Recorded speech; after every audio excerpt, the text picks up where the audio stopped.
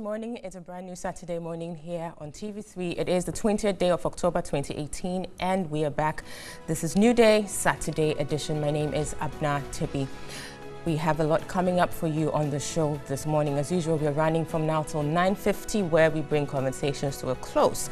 We encourage you to send through your comments, your remarks, contributions, whatever it is you have in respect of the topics we'll be discussing this morning to our WhatsApp number 050-06-07070. We will be going through the topics for today's conversations very shortly. We'll start off with a look at the Public Interest and Accountability Committee raising flags over some unaccounted 400 million plus Ghana cedis. So PIAC for short, in line with its mandate to provide independent oversight over the collection, allocation and utilization of Ghana's petroleum revenue, is asking very pertinent questions of the Ministry of Finance. Now, the PIAC has accused the Ministry of Finance for failing to account for some 403 million Ghana cedis of the annual budget funding amount of 2017. Now, the ministry has reacted, but PIAC is saying that it is not satisfied with the response it has received from the Ministry of Finance. Now, this morning on the show, we'll be looking into this issue. Where is the 400 million Ghana cedis, and what is the ministry saying about it? Is the reason being given by the ministry tenable or not? We'll be looking at that. We'll also be looking at the NAPCO recruits and the fact that they passed out this week. Now, first introduced in November 2017 to the nation by the finance minister during the reading of the 2018 budget in November last year, the Nation Builders Corps, NAPCO for short, has seen its first batch of beneficiaries or recruits passing out.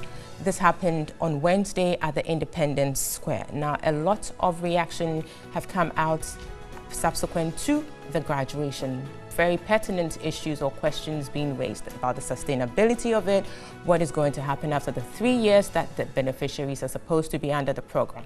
We'll be asking very, very pertinent questions in this regard on the show this morning. The panelists will be weighing in into the talking points that have emerged since the inauguration or the graduation ceremony on Wednesday this week. We'll also be looking at development on or within our financial space, where Media General once again has organized a forum, the first of its kind by the media conglomerate, in respect of Ponzi schemes. Of course, you know that Ponzi schemes have been on the front burner and indeed has been the main subject of conversation around the table in recent times. So we will be looking at the event organized by Media General this week, which had a particular focus on Ponzi schemes. The forum was actually on the theme, investment in the face of Ponzi schemes, how do we clean the mess? Panelists speaking or who spoke at the forum included Paul Abibio, who is the Deputy Director General of the Securities and Exchange Commission, Alhassan Andani, President of the Ghana Bankers Association and MD of Stanbic Bank Ghana. We also had lawyer Insan Koma on there, as well as Kofi Bento, President of Imani Africa. The panelists on the show this morning will be looking into these issues as well. Also, the Telecommunications Chamber has announced that starting 1st November 2018, barring any unexpected changes, the telecommunications services that consumers will be consuming will be rendered at an increased price. Now, they explained that the implementation of the recalibrated VAT, NHIL and GET Fund levies is taking a toll on them, and so they have no option but to pass on that impact to the consumers. Is this tenable? What are we going to be doing in respect of the situation? How is the consumer being protected in this regard? We'll be looking at quality issues as against the price increments that has been announced. We'll also take a look at some results of a poll done by iPoll Ghana survey, which is saying that a number of Ghanaians want government to focus on the economy. Of course, the economy is always a big issue. We'll be looking at the numbers coming out from that poll. These are the topics we have for this morning's discussions. Stay with us. We'll be right back.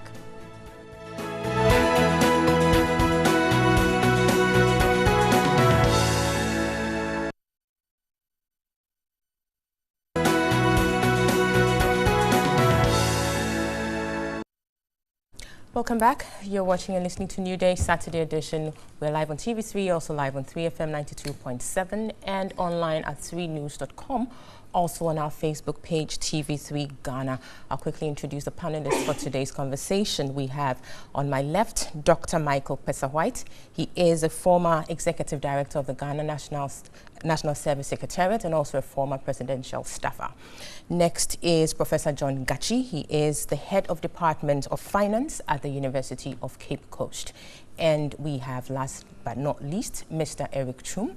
He is a member of the NPP communications team. Good morning, gentlemen, and welcome to the show. Good morning. Good morning. It's very good to have you here. We'll be starting off with a look at an event that was organized by Media General, yours truly, the mother company of TV3, Onia FM, TM, 3FM, and many other media houses this week, precisely on Thursday, where the first economic dialogue organized by the media house was organized or held. Essentially was looking at Ponzi schemes in Ghana, and of course you do know by now that the Ponzi scheme issue has been on the minds of many Ghanaians in view of what has been happening recently. So in a bid to contribute to the discussion to find a lasting solution to these problems, Media General organized this. Indeed, this is the first of many to come. So pertinent issues in society will be looked at, and speakers or experts in the area would be put together to come brainstorm, discuss the very pertinent issues that will be raised in order to find lasting solutions, like I said, to these challenges or issues.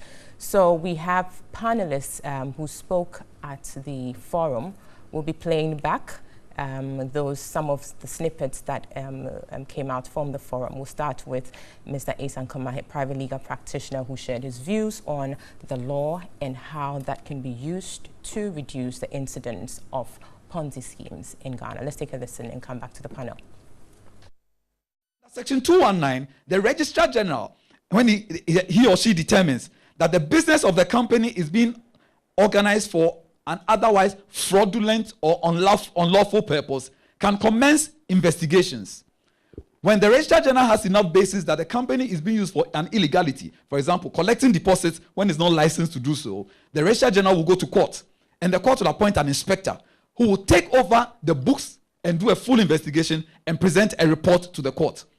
When the report is presented to the court, then the Attorney General will be invited in to prosecute for crimes. The Registrar General can wind the company up, and proceedings, this is law, look at section 225 of the Companies Act. Proceedings ought in the public interest be brought by the company against the directors, even former directors, against persons to recover property, damages or compensation to which the company is entitled, and the registrar may bring the action even in the name of the company. So basically, the Registrar General has the power when you are using the company for an unlawful purpose, such as using it to raise deposits when you are not licensed to raise deposits. The Registrar General can stop the business and work with the Attorney General to send you to jail. And that jail term includes employees. I think we also have a snippet from Mr. Kofi Bento, President of Imani Africa as well. We'll take a listen to that and then come back to the panelists. Let's take a listen. There is a particular brand of ignorance in Ghana, which is what I call switching off your brain. I see it many times. People know, they don't like what their knowledge will tell them, so they switch off their brain. And Ponzi fits in that scheme. Greed is one thing. I can excuse you a bit for ignorance. You didn't know. And I mention this because many of you still today, right now, are involved in things you don't know. You are taking medicines you don't know about. You should know. Because you can read. Because if you start thinking hard enough, you will not do it. Now that I can't excuse you from. We do have the laws. So if you look at the history of the Ponzi schemes, you see some of these things play out. Economic pressure and real ignorance. And then there are those who wear suits. There are bankers that took money to Piram and R5 and others that we know of. So those were those who have switched off their brain. He indicated government has no responsibility to pay citizens for engaging in illegalities. Government has no responsibility, legal or moral, to pay citizens for losses incurred as a result of engaging in illegal activity. So that was Mr. Kofi Bentil, the Senior Vice President of Imani Africa. I think earlier on I elevated his position there. So that's been corrected, Senior Vice President Imani Africa. Great. So gentlemen, you heard them. Obviously you have your own views. Professor Gachi, I'll start with you on this one. Yeah. I mean, Ponzi schemes clearly not a new phenomenon in Ghana. So question is, why do people still continue to fall prey or be vulnerable to this kind of phenomenon?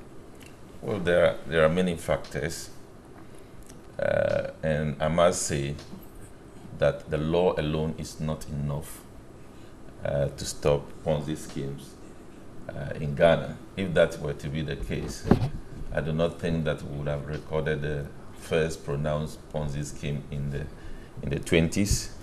I wouldn't have recorded the recent one in the US regarding Bernard Madoff. Yeah. Wouldn't have recorded those in such environment where laws are respected. So yes, the laws are very important. Regulators are very important to stop it. But even the structuring of the regulatory institution can contribute to the spreading of Ponzi schemes within the country. So we also need to look at how we structure the regulatory institution and environment to respond to these things. Who are the people I'm saying this because if you study about the 2008-2009 Ponzi scheme that erupted in the US in the person of Bernard Madoff.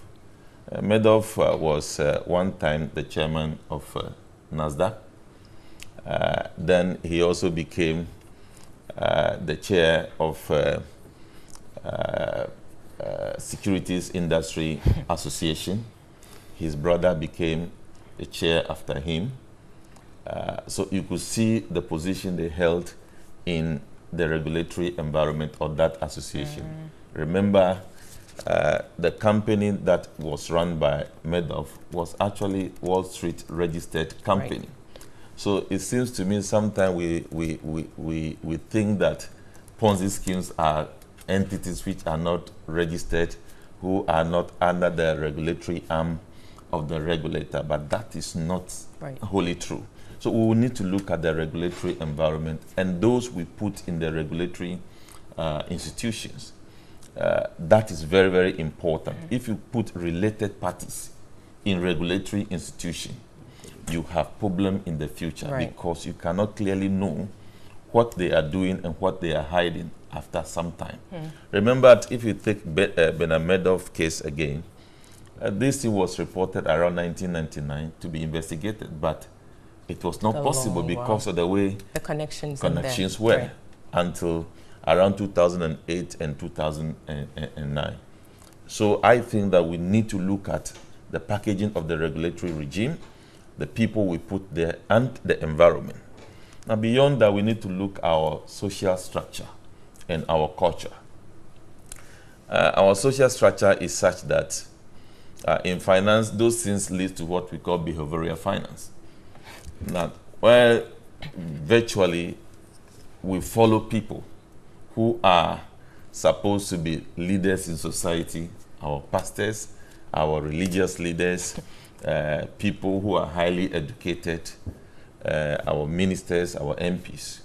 Now, if you check those things that we are calling Ponzi schemes, you will record that the nature of people who participated in Piram and RFA are the same group of people who participated. You will see educated, you will see people working in regulatory institutions like Bank of Ghana and co.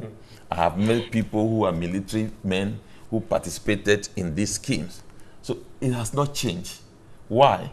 Because when people see their pastor or their religious leader, in fact, in some cases, some pastors are their marketers. So that is the reason why it is very difficult to just say because there is a law in the law books, therefore it will stop it. No. We need to look at the social structure in our culture and belief, where the moment the person is educated, whether he's educated in financial literacy or not, whatever he's doing, people will follow. So I think that is the reason why Ponzi scheme will continue to be with us, and that's the reason why it is happening in even advanced countries. So I think we need to look at and for me, we have not actually engaged in concerted and effective education. We have not taken it as a serious project, where the average person have some signals that should tell them that this is a scheme that I need to ask further questions from people who have the knowledge. Right. Before we go into that, is it the case also that, I mean, there are people who think that this whole thing has been around for some time now, that people now understand the workings of it. So they know that if we get in early, we'll be able to cream some, and then, so they get in early and try to. So is that a possibility? Do you share in that line of thinking, that people perhaps now understand how these things work, so they also get in there just to have some returns before it comes crumbling down? Unless you want to think that Ghana is all about TV3 and Accra. There are a lot of people across the country who don't know what is going on. In fact, there are a lot of farming communities and rural economy who depend on some of these things, but they are not aware that these institutions or these entities they are dealing with are involved in Ponzi scheme. So there is no effective education in the country. So if you want to do effective education, just as a pastor would take a Bible and preach for people to be converted and live a certain life, why can't we structure the education in such a way that even in our churches, our mosques, there should be a time for some kind of these things to be but the pastors themselves are going into yes, these but things. if there is a structure that we want to ensure proper education, the regulator, the Ministry of Finance, the government, and all the associations that want this thing to be dealt with will come together and draw up a roadmap as to how this education will be integrated into some of these religious bodies. Because that is where people hear a lot from. But financial literacy doesn't take place in most of these places. Right, and the fact that you may be educated in general terms, you may not necessarily be financial literate. That's what you're saying. There are times when you are teaching even your graduate students, it takes time to convince people that this thing is wrong. Right. So it's not just about you are educated, you are a professor, you are a doctor, you are a chartered accountant, etc. You need to be brought to that knowledge. And look, this is the feature of a Ponzi scheme. When you see it, go back. Run away. Dr. Mr. White, clearly the incidence of these kinds of schemes have been, increasing, if you like, and we do know that perhaps over a space of 20 years, we've had, these things come and go over certain, periods. And it not only do they cause loss of money, but also loss of lives, because some people would invest so much in it that the minute it goes bust, pretty much there's nothing left for them. So beyond being an economic issue, I mean, some have considered this as a national security issue, because it has so much implications for, all sorts of areas of our economy and our, our cause as a country. How do we ensure that, the Prof is talking about the awareness creation and all of that, but how do we get it in a way that is a concerted attempt to ensuring that we minimize the incidence of this kind of phenomenon? Thank you. Thank you very much, and good morning to your listeners. Let me take off from where Prof. Gachi left off. The fact that this has been an ongoing phenomenon in this country in itself is problematic, right, and raises questions about our ability as a society to deal with things that obviously might have emerged that we see as deviations from what we expect, and then deal with them so that they don't occur again. This have been with us for a very long period of time, and we recall incidences in the 90s where people lost lots of money. There was a lot of media, noise about it. And so one would have thought that as a country, we would have taken some steps to make sure that it doesn't occur again. But it appears is occurring. I think it raises... So there's something we're not doing right. Absolutely. It raises the law enforcement. It raises a question about a vacuum in our national psyche where people can actually obtain the needed information, or what we will call fact checks, as far as some of these institutions are concerned.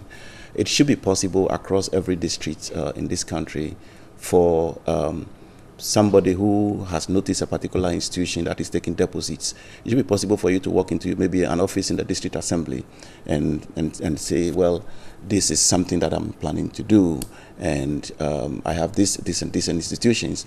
I want to check whether they have been properly registered, are they regulated, are they renewed reports on them, is there any information or any advice you can give? And for such institutions, they could operate as institutions for financial literacy, because financial literacy is not your normal thing that everybody is. You can be as educated as anything, but really you will be completely ignorant as far as the workings of the finances are concerned. And normally we are all driven by, high interest rates. So when people promise them, you care very little about how they are going to get that delivered. What you are interested in is, wow, if I can put 200 here and get 200 back in the next few months, then make it 400, and that's a great idea. But that's the first red flag you should look for. Absolutely. But it comes with a series of other information. They will tell you, well, we've done this before. They look at this person. They'll bring witnesses as well. And then they will all testify to this. And then you get the edge to throw in everything you have.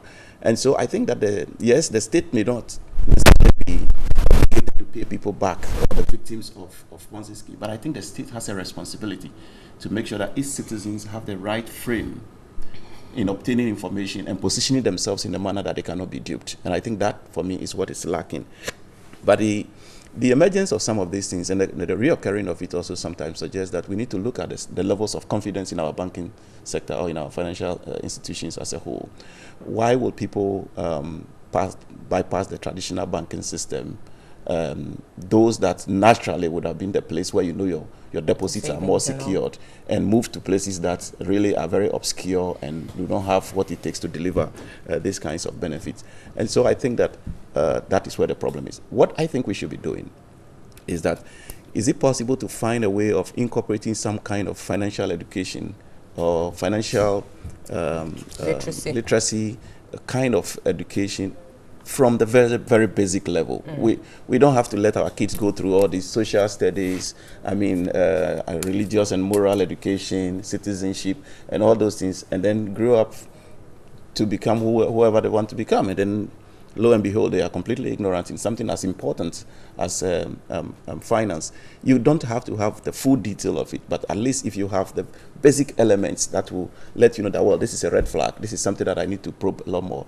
Hopefully, we will begin to kind of prevent people from becoming victims, because whether we like it or not, these things will continue to... Right, but should it necessarily take the form of financial literacy, or is just getting our education system right to bring up people in a way that they are analytical, so they themselves can analyze things and come to a certain conclusion? Absolutely.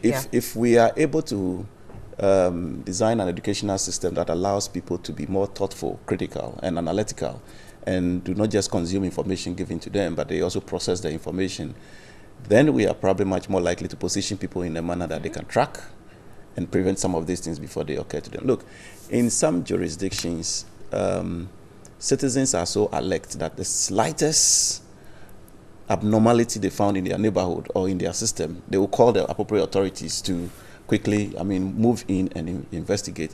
In our context, it's really the opposite. You call the security on some of these things, and you are the bad guy.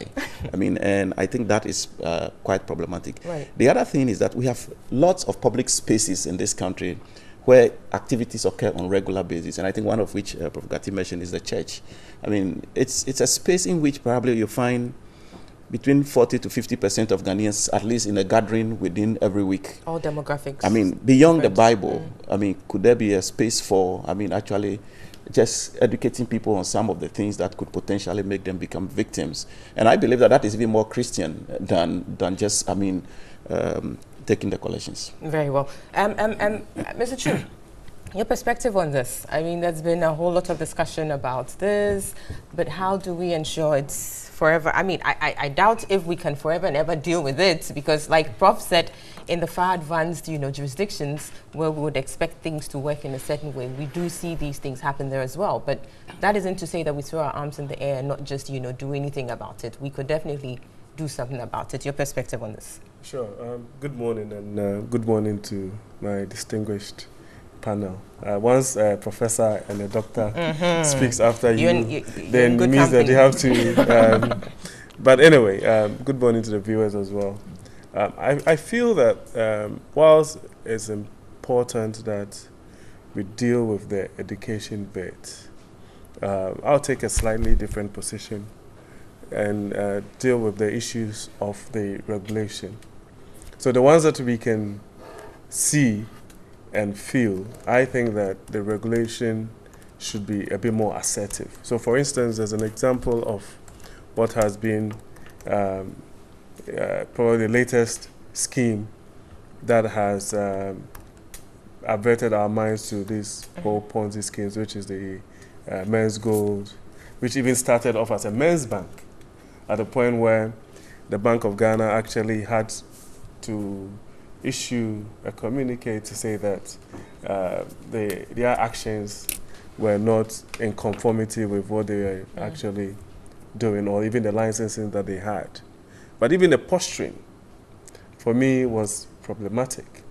And then again, this thing has been actually probably unraveling for the last year and a half or two, where you couldn't see that decisiveness in terms of, okay, if what it is that is happening here is wrong, then we need to put a stop to it. Because people were still actually engaging in business transactions with these guys. Because they were getting back their returns. And exactly, so, but I mean, the point is that... the regulator or the person who initially said I was a regulator was putting out certain things, but the contrary was still happening, there was, and that's why I'm saying that there was a certain lack of assertiveness and decisiveness. And I think that the issues that we had was also to do with the fact that at the point we weren't even sure if it was the SEC that was responsible or the Bank of Ghana that was responsible, which really is a clear case of a loophole in the system, which we have to deal with as we go along.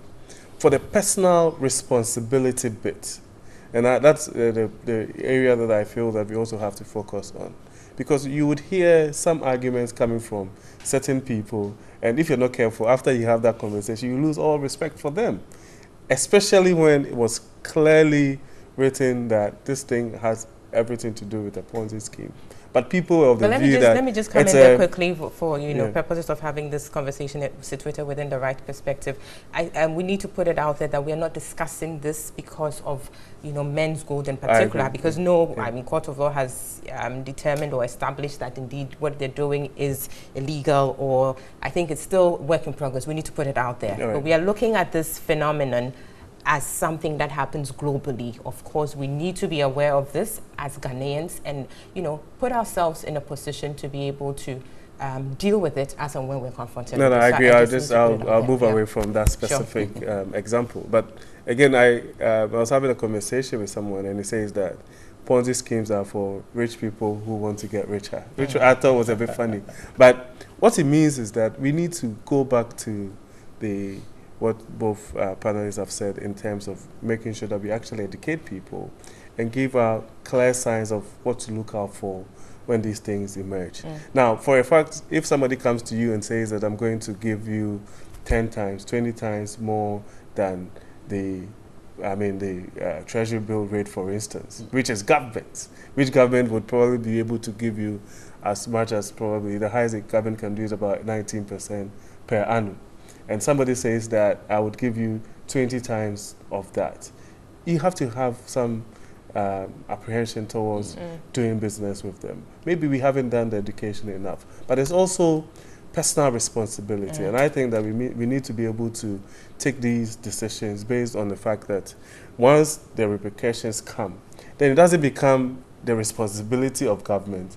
And like I back what Kofi Bento said, that you can't really use an illegality, and by virtue of the fact that certain people have being bent by going through all these transactions. Then you use the Ghanaian taxpayers' money, right, to go and bail them out. I mean, that would be wrong. But again, the law itself, to deal with individuals like that, I don't know if there's clear-cut laws. Maybe we have the general laws when it comes to fraud and all sorts of things. But I think that because it's become a phenomenon, we need to be able to probably drill down and have specific laws that would sanction people when it comes to these things. And again, you have the phenomenon of what Prof spoke about, where you have very prominent people in society who are associated with these things, giving it some kind of credibility as to you can actually go ahead and do these things with them. Apart from the ones who try to have some kind of corporate face where you can actually see them, there are all sorts of other things also happening where people actually come together as a group and try to do these things. And at every point in time, there are people who would feel disadvantaged because it's essentially a Ponzi scheme. So the early investors would always get what they put in and even more. And then what happens is that they say, oh, go and bring more people, go and bring more people.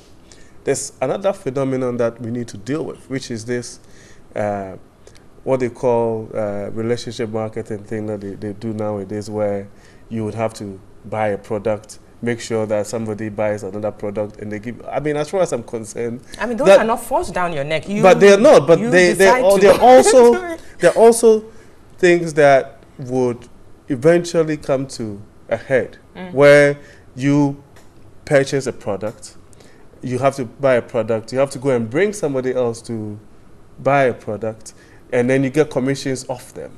Right? What it does is that it's actually forcing you to purchase a particular product and go and sell, whilst you actually bring in other people. My view is that that is something that is also festering. It has to be dealt with before it also gets out of hand. Very well. We have some further sound bites from the forum. We'll take that. The former Bank of Ghana Governor, Mr. Emmanuel Sedumante, as well as the we have the SEC Deputy Executive Secretary, Mr. Paul Abibio, Director General, sorry. We'll take a listen to both and then come back to the panel for their concluding remarks. As you will all be aware of, markets are not as efficient as we would expect them to be. Sometimes some people have more information than others. And that information is something we call asymmetry. And the question becomes, are they given the right level of information to the participants? Is there a transparent mechanism for determining the value of an instrument? And then in any opportunity or any investment opportunity that arises, there are risks. So are people aware of the risks embedded in that opportunity? For some time, I thought there's need for financial education, because the assumption is that they're operating under ignorance or with ignorance. But R5 and PRAM happened when I was in office. And when I saw the names of people who deposited money there, I changed my mind about ignorance.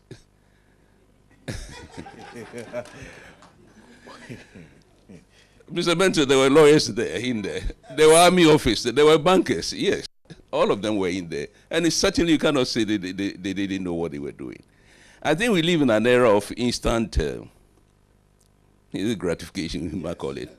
There's instant coffee, instant noodles, and very soon you get instant fufu and so on. People want things very quickly, you know. They want to get rich quickly. So I know you don't want the name greed, you know. But that's what is driving people, right? They want to get rich quickly. So notwithstanding everything, I remember our PRAM and R5. I took part in that notice. We told people by way of notification that, look, these institutions are not licensed, so don't do business with them. And people told us off. Now, of course, you have a free will. You decide where to put your money. Now, you decide to put your money in an unregulated institution, and then it fails, and then you start jumping around. Who should pay that money for you? It's your own decision that you've taken. Look, the role Bank of Ghana plays, and I can talk about Bank of Ghana because that's the only institution I work.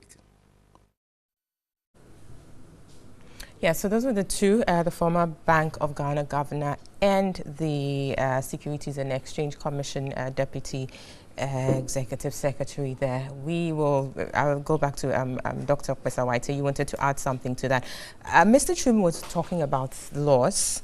I'm not sure if it's a situation of a lack of laws or that we are not enforcing what we have, and if it's necessary for us to have, more laws, only for us not to enforce them, because really that's the situation we find ourselves in Ghana. But your thoughts on that? Yeah, well, I think that we can't possibly anticipate some of the conducts of people, and for that matter, begin to continue to make laws on regular basis. One of the things we could do is to enforce the laws that do exist. But there is also the question of how do other actors actually respond when these laws are enforced. And I'm saying this in respect of, for instance, DKM and others, not too long ago. You recall just before the last elections, they had a situation that actually put a lot of Ghanaians and people who were participating in their schemes in serious trouble. And they were, the Bank of Ghana, the central bank, brought its regulatory powers down and basically shut them down, and people lost their money. But this innocent enforcement of the law became a conversation within the political discourse. And I do agree with Mr. Chum that taxpayers' money should not be used whatsoever to compensate these people. But the conduct of political actors sometimes exacerbates the problem. And I think you all know where I'm heading with this. We had then candidate, now president, emphatically indicated to the victims of that he will pay them. They will be paid back their money by the state when he becomes president. I think that we can disagree in our politics, but there must be lines that we don't cross. Because there are lines that when we do cross, we make the enforcement of laws to prevent these kind of things almost impossible and extremely difficult. And so we need to learn that at some point, there are certain aspects of our national life that we must leave to the regulators, the monitors, and the supervisory institutions, and make sure that political or partisan discourse doesn't permeate those kinds of things. And for me, that is really what is very important in this matter. Very well, that's appreciated, Prof. Thank you very much. As to whether government can rescue depositors or customers of what we call Ponzi scheme, is relative. I do explain earlier on that there are Ponzi schemes who are not regulated, they are not licensed, so it is very clear. The only responsibility towards us by the regulator is to alert us that there is a Ponzi scheme. They are not under our regulatory control. So if you go there, you go at your own risk. So that is very clear.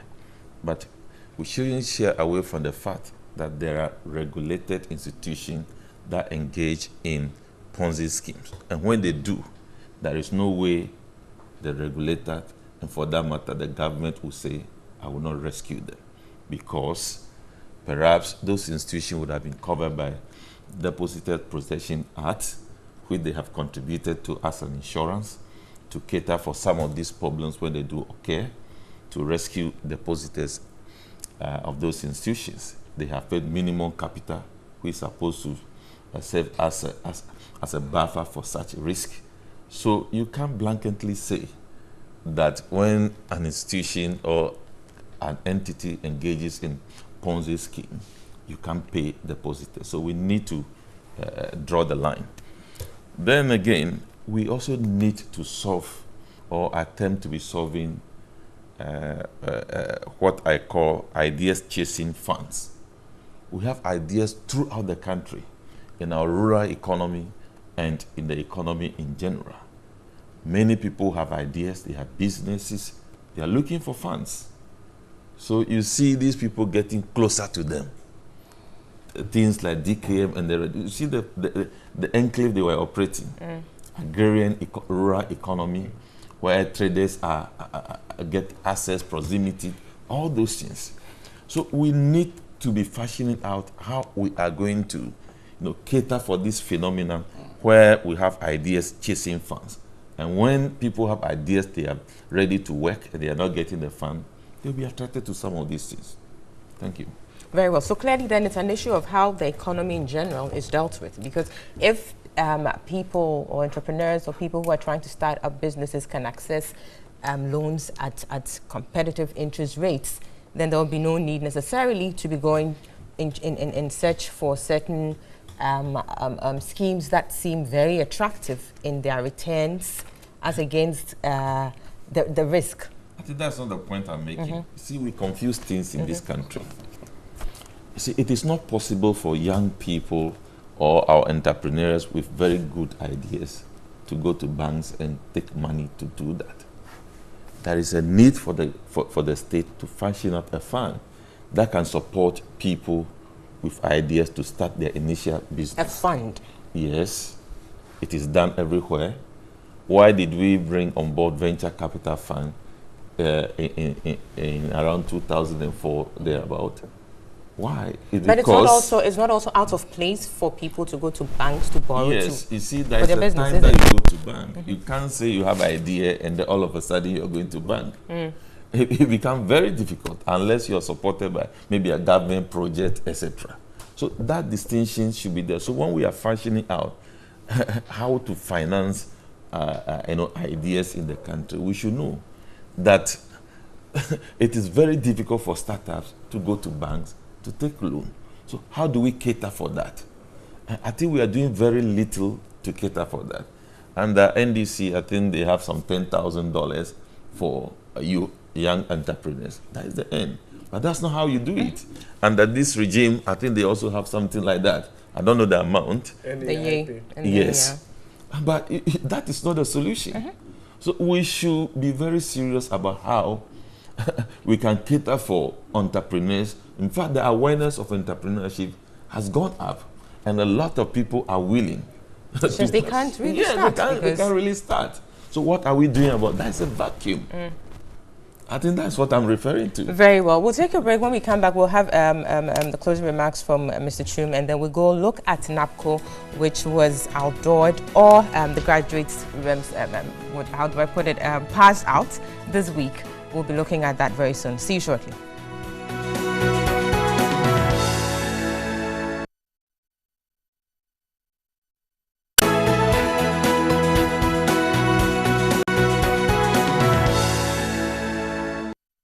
Welcome back. This is Newday Saturday edition. We're live on TV3, also live on 3FM 92.7 and online at 3news.com. Also on our Facebook page, TV3 Ghana. We're wrapping up on the conversations on Ponzi schemes, and we'll quickly move on to NAPCO. But Eric Chum would wrap up on the Ponzi scheme conversation for us. So Eric, just your closing remarks on that.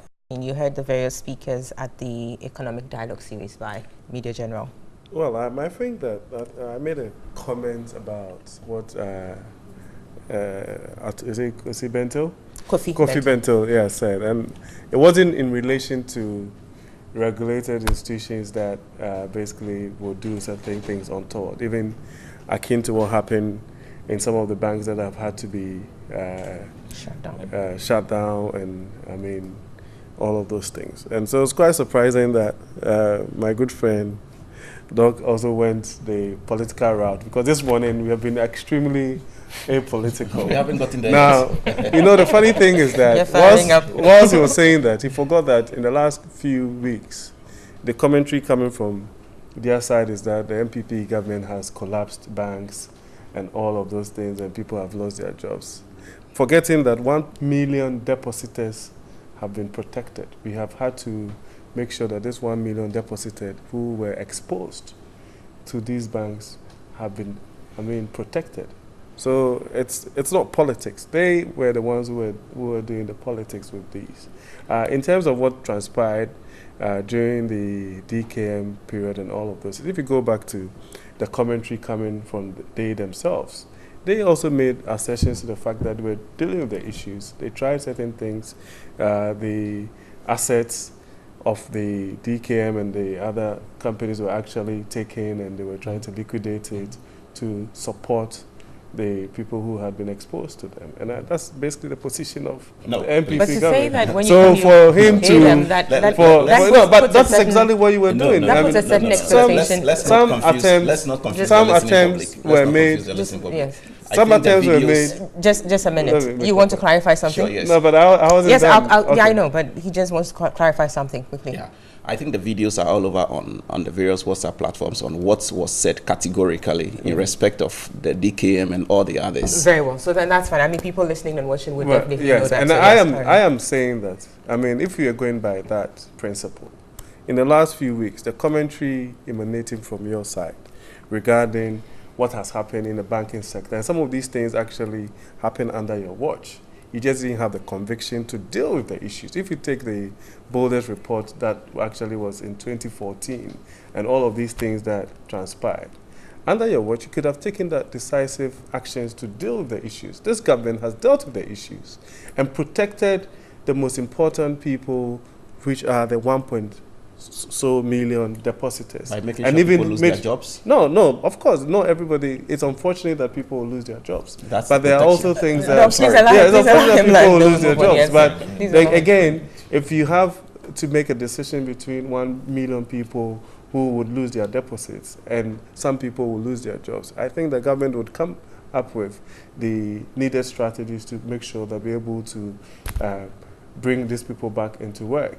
Again, even when it comes to the consolidated bank, not every single one of them who was there that has actually lost their jobs. But I feel that, again, because these are people who are easily identified, there's definitely the need to find solutions. And even some of them have to have their severance packages and all of those things sorted out. And government is committed to doing that. Well, I think clearly, definitely, there will be a time where you need to pay a price for an attempt to sanitize the system. So, exactly. As and when they do happen, we just I was need just to deal saying with that it. we had to stick to that principle.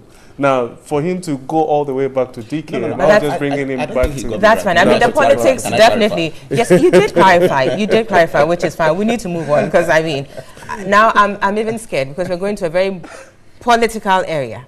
And you've already, in discussing a very non-political issue, it turned out political. Now we're going into something which is obviously political out there, which has to do with the NAPCO. Prof to be the buffer. Yes, exactly. We're looking at NAPCO. I think we have a soundbite from the president at the ceremony where the 100,000 NAPCO recruits passed out on Wednesday. Let's take a listen and then come back to the panelists for their perspectives on this whole NAPCO issue. The 100,000 NAPCO trainees will be deployed in 7 critical aspects of our economy. That is education, revenue mobilization, agriculture, health, governance, digitization, and the private sector. They are going to assist in the realization of government's vision of an educated population, an industrialized, robust, and well-managed economy, the delivery of good governance, and for the sustenance of all these, a reliable, skilled, and efficient workforce. Additionally, the NAPCO trainees will be engaged in a structured work and learning program environment. For every 4 weeks of work, 1 week will be dedicated to acquiring soft future employability and work readiness skills. Within 3 years, NAPCO trainees would have obtained 36 weeks of solid training and value addition to enable them transition smoothly into the world of permanent work.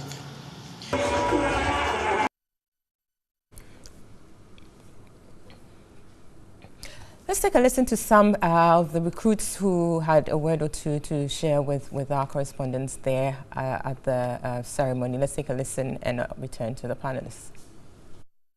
I'm making a suggestion that one possible way of reducing the graduate unemployment situation is to increase the allowance of this graduate. I suggested that at least, let's say we are giving them 1,000 cedis. Out of this 1,000, we are giving them 500 cedis at the end of the month. we are saving 500 cedis. At the end of the year, you will see it will be accumulated. If you give it to them, at least more than 50%, I believe, can make something from this. I joined because I've been in the house for 3 years now and doing nothing, so I saw it as an opportunity that has come my way. What are you expecting? I'm expecting the government to increase the pay for us when we start. And when the month ends, they should pay us. We shouldn't delay for so many months before paying us.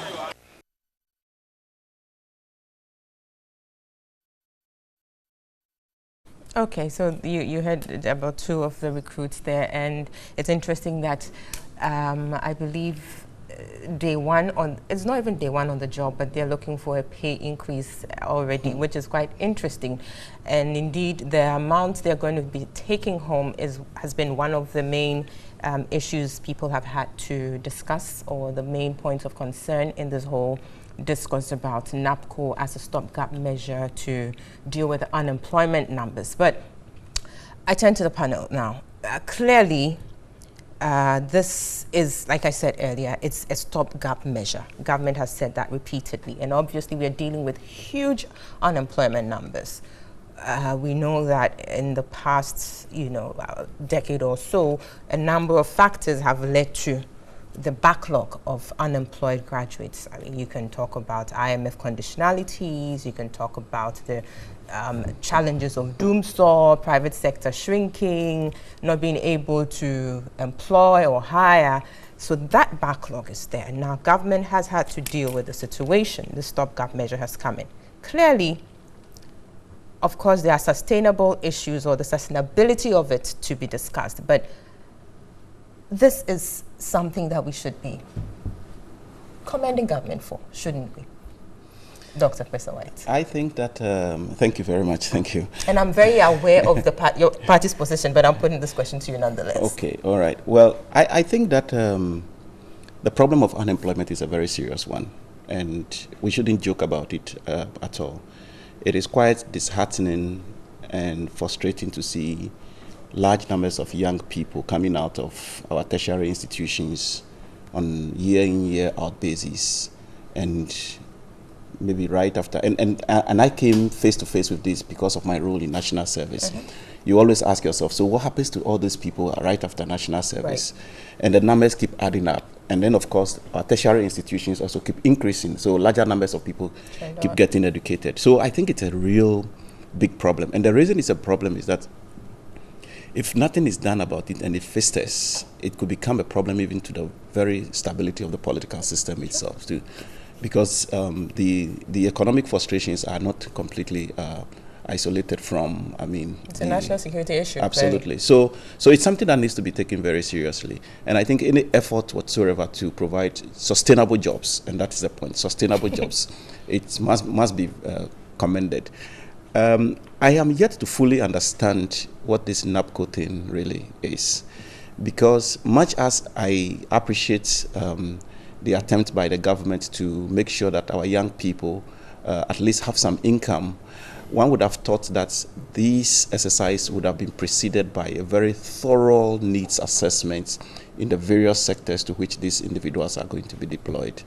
And they will be deployed in a manner that will actually respond to certain deficiencies in maybe human resource capability in those sectors. I know, for instance, that we have teacher deficits across this country.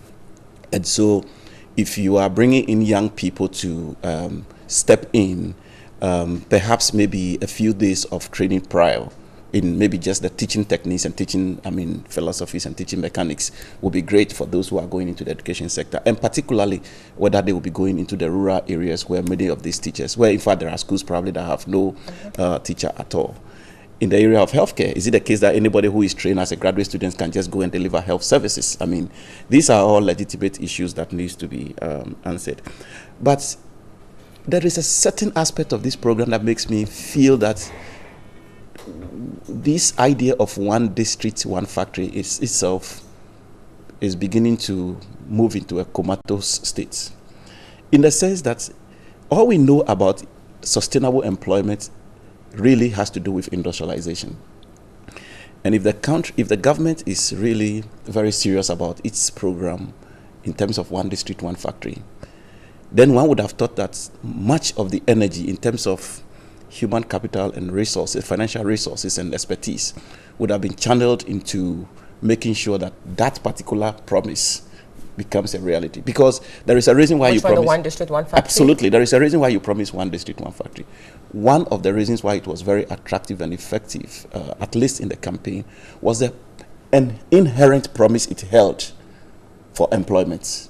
I mean, we don't know which factories, but if we know what we know... But isn't that a long-term thing, so that immediately, within the short term, you wouldn't necessarily see those kinds of impacts?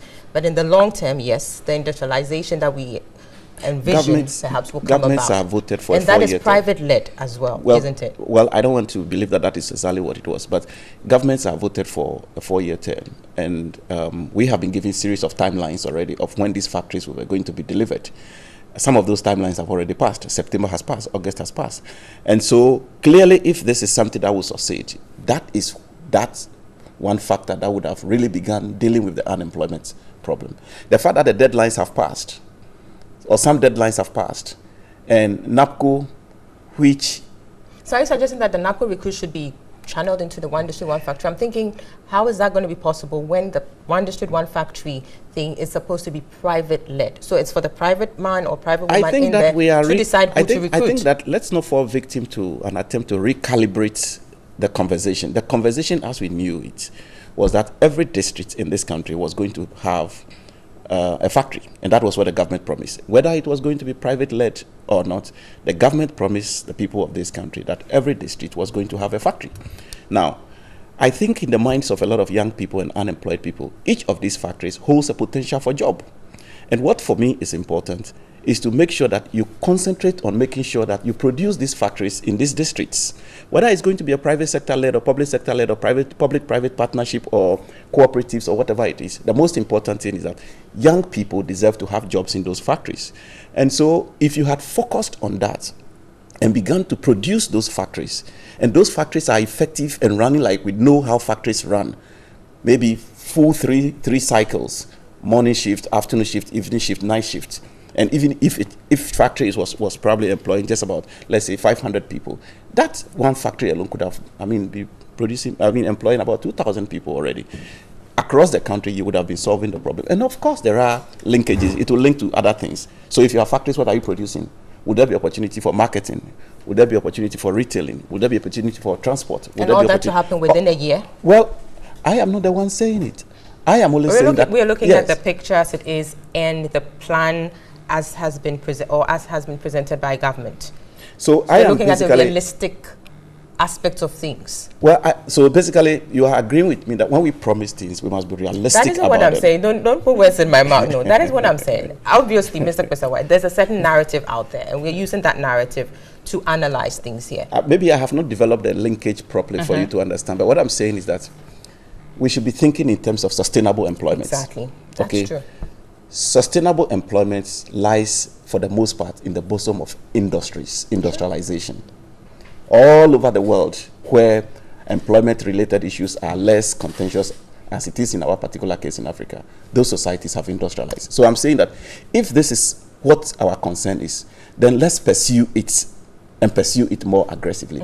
You can't be throwing one resource into sectors without clarity on needs assessment and at the same time telling us that you are committed to the one district, one factory program. So what I'm saying is that at the end of the 3 years, what happens for all these individuals? That's a valid question. At the end of the 3 years, what happens? So they go through, every month they get 700 cedis. At the end then secondly, next year, will we have another 100,000 coming in? Next 2 years, will we have another 100,000 coming in? What will be the total numbers eventually, and what will be the implications for the public purse ultimately? But for me, the most important thing is, how do we measure the outputs? And what will be the implication of the output for outcomes in this country? Because it's not enough to be happy that 10,000 or 100,000 young people have been paraded at the Independence Square in uniform and told that they are going to be getting 700 Ghana cedis every month. It is not enough. And they're going to be deployed. And as you yourself have seen, they have already started saying that they want their money increased, even without knowing what exactly they will be doing. So clearly there are concerns. And I think that in the larger interest of the country, it is important that we begin to have a much more sober conversation about the plight of the young people beyond these kinds of stopgap measure approach, because these stopgap measure approaches are only targeted at electoral cycles. So then you do agree with some people who are saying that for the longest time, all that we have been doing under different governments has been creating stopgap measures. Absolutely. No. It doesn't matter. This is something that doesn't know party colors. I think that we need a much broader national conversation on the plight of the youth. Because this country cannot survive it for long. Very well. Professor Gachi. NABCO, under 7 different modules: Educate Ghana, Heal Ghana, Feed Ghana, Revenue Ghana, Digitize Ghana, Enterprise Ghana, and then Civic or Governance Ghana. 100,000 recruits put out, yet to be deployed into various sectors. Sustainability questions have come up. Clearly, a very important one we need to look at. But again, we also reminded that this is a stopgap measure. How do we move beyond the stopgap measure to a more sustainable one? I think the starting point should have been, and I'm saying this because youth unemployment or graduate unemployment is a serious matter, not only in Ghana but across the developing world, including Africa. So it's a serious matter. And I do think that this is a mistake that successive governments have made, and this government is also making the same mistake. Now, when you are voted as a government, the moment you are so into office, you need to flag some issues to be national in nature. And when you are going to engage in them, it becomes national. So I was thinking that there should be some sort of national engagement as to how we are going to treat national youth unemployment in the country. Of course, the government is in power. They have promised people they need to deliver. But it should have been better if we have looked at it from the eye of national engagement so that we know the way forward. You will realize that the president indicated quite clearly that the process is about training them, which means that looking at our young people complete school 2 years, 3 years in the house without doing something, it brings psychological problem. It creates problems in the family. In fact, in some homes, they don't understand why others got job you don't have. So there are a lot of things that going on. Just to save the situation, we have this intervention. So I clearly look at it from intervention point of view. But the point that the president made was that after 3 years, they will transition into permanent world of work. Now, the reason why we are having this discussion is because our economy is not able to provide the jobs. And we have not done much to allow the economy to accommodate such numbers. So the question is, where is the world of work that after 3 years, these people will be transitioned to? That is an issue we need to be dealing with. So if you have a policy, then we'll see how this policy integrate with other broader national policies that will help these people. If not so, what will happen is that what happened in the past, I think the YEA or so, they have in, out, something like that. We may have a serious situation. And again, I'm wondering whether our graduates need 3 years training before they get what is needed to get to the world of work. Clearly, I don't think so. So it's not very clear to me beyond this engagement what is going to happen. And that answers the sustainability. The sustainability is not only in terms of whether we get money every year or every month to cater for, but the sustainability is in terms of whether the jobs will be available. We are managing an economy which is virtually concentrated on the natural resources, which is not able to deliver. If you look at the current GDP figures posted by Statistical Service, it's very clear the financial services, which in the past has been able to accommodate a lot through proper engagement and through contract workers, is going down. the same thing applies to all the services sectors. So I think we should be worried about the sustainability, not only in terms of funding. So those are the preliminary comments that I want to make. I consider it as intervention. The young people, they need this at least for some time, but to indicate that you are going to give them training, graduate, first degree, some of them even masters. You are going to give them training for 3 years before they can transition to the world of work.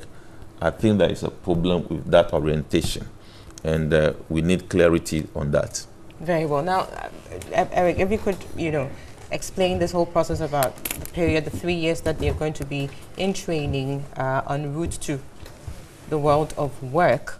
Let's understand that. But also, one issue that is coming up strongly has to do with the fact that, and of course this is coming against the backdrop of previous similar schemes, and we are minded by that, is the fact that this seems not to have a statutory backing.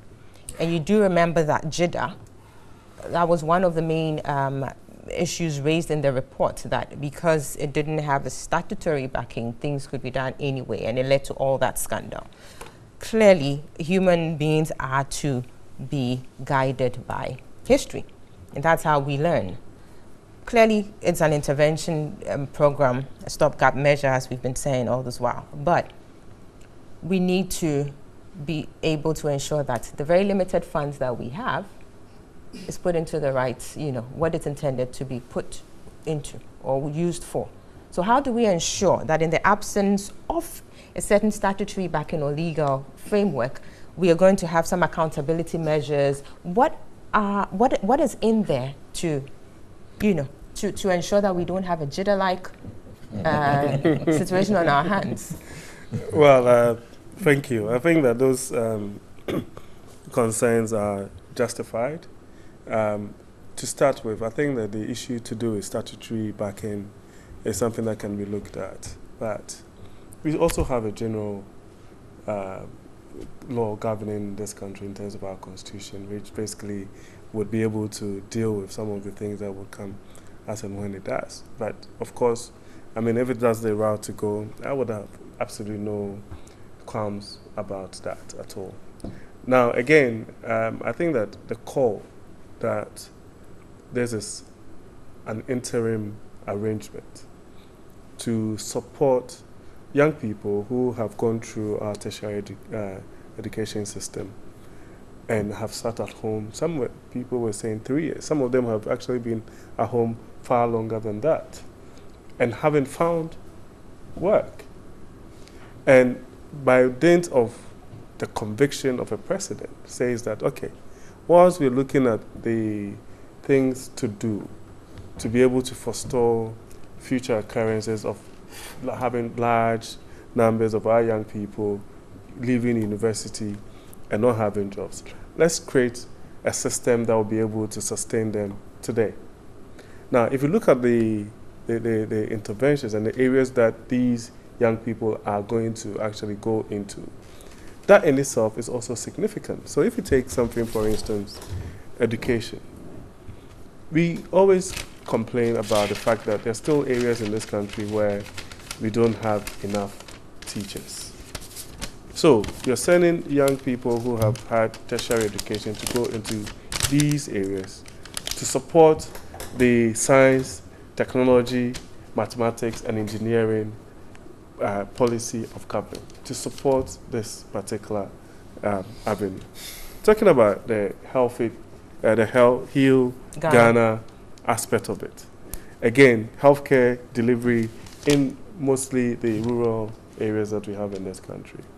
We're talking about Feed Ghana, supporting the agricultural and all the extension. Let me quickly come in, sorry to cut you, but yes, you're looking at Heal Ghana, for instance. We do know that there's a backlog of nurses who have not been posted or given. So what happens? I mean, you have these people who are specifically trained in that area. Between such people and graduates who have been, trained in perhaps some other disciplines, who are now going to have to receive some, if you like, training in the area that they're going to be put into? Which one would be a more feasible option, or the one that would generate or result in better outcomes? Well, so this government has posted nurses. We found a backlog of nurses who had graduated between 2012 and 2016 who were not posted under the previous administration. 12,000 of these nurses have been posted under this government. But there's still some people. Yeah, there's still some outstanding. The Ministry of Health, a couple of weeks ago, came out to state categorically that they've received the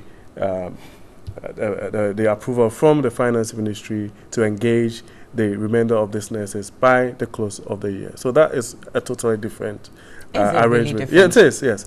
Then, so to engage them, to basically, they've gotten approval from Finance Ministry to engage this other backlog that we have. But again, like I'm saying, if you go to the revenue generation bit, where they're going to support GRA and other local authorities to support in the revenue mobilization agenda, that is also significant. Civic education, probably, as far as I'm concerned, one of the most important aspects of things that they can do. We're talking about the issues to do with Ponzi schemes and all of those things today. These are people who have a certain level of education that will be able to go down to the grassroots and be able to explain things to them. Now, my friend, Dr. Professor White, tried to digress and go into the One District, One Factory. I can assure him that the One District, One Factory is not in comatose. It's actually working as we speak. And as part of the enterprise Ghana aspect of it, this is exactly what they are meant to do. So I can actually forgive him that maybe he hadn't had an opportunity to read exactly what the enterprise Ghana is meant to do. The enterprise Ghana is a NABCO's model is designed to assist with the effort to industrialize all parts of the country. Current policy initiative is geared towards the One District, One Factory initiative to stimulate existing industries. Under both initiatives, opportunities exist for the private sector and the public sector. And then recruitment, supporting them when it comes to what they are supposed to do. So even in this particular aspect of the enterprise Ghana, it plays a key role, a significant role in terms of what we want to do with the One District, One Factory. But how is that going to work if those industries or those factories in there are not in a position to employ? No, but that's these people themselves are going out to set up. How is it going to work? No, but they are already the existing One District, One Factory working today. There are also new ones that are being built. Now, during the process, you have to basically attach some of these graduates to them who are actually going to be recruited in the ones that are being built and the ones that have been built. So that is the private sector. So currently with 100,000, yeah. So how many have been built to be able to start work, for instance, and then what, they would now wait for the new factories to be put in place? We have 7 models, and under the Enterprise Ghana model, they are going to do the sort of liaison and facilitate, making sure that even at the district level where you want to set up a factory, for instance, there are certain things that needs to be done at the local level to be able to make sure that you're able to set up. And once you set up, you need some of these young graduates to be able to work within those factories. So, for instance, there's the One District, One Exportable project. So they're working there as what? I'm interested in this. I just want to know. They're working there as... No, but they are working at the district level, supporting entities that are already working as a One District, One Factory entity. And then the ones that are being built. So, for instance, you go supporting as what? No, but that's what I'm explaining. You go into a district. You want to set up a factory. At the district level, they have district implementation teams to support sponsors who want to do the One District, One Factory. So, for instance, things to do with the utilities, things to do with finding access to the place, supporting the local farmers in terms of putting them in cooperatives to make sure that you have the needed raw material to feed the industries. And then the ones that are actually going to be working within the established one district, one factory. That is the Enterprise Ghana. Very So well. they are going to be working with the Rural Enterprise Program, the Ghana Export Promotion Authority, GIPC, the Ghana Standards Authority, because even when you want to set up a factory, you need to be able to go through some standard requirements. And that's all of these things that they are going to do. Together, yeah, so the understanding of it, because I'm trying hard. No, but that's what I'm saying. That there are. But we need to take a break. We'll take a break. When we come back, Eric, when we come back, we'll support these ones, and when this we is come where back, we'll get to that. So we'll see you shortly. Stick and stay with us. We'll be right back.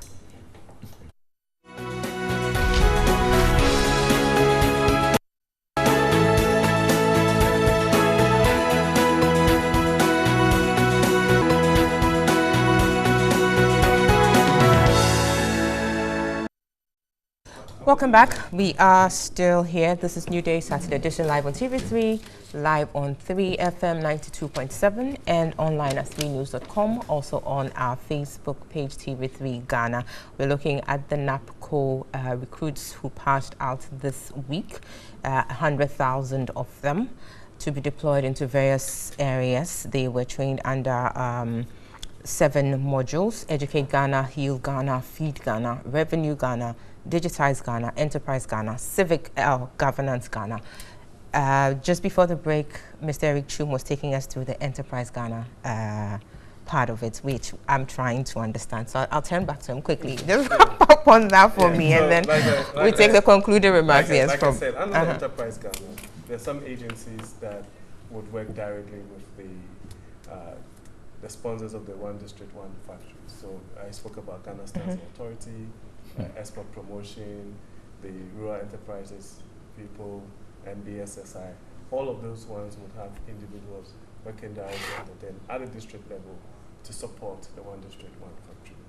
Again, my final point I wanted to make on this was, you see, we've come from a certain place.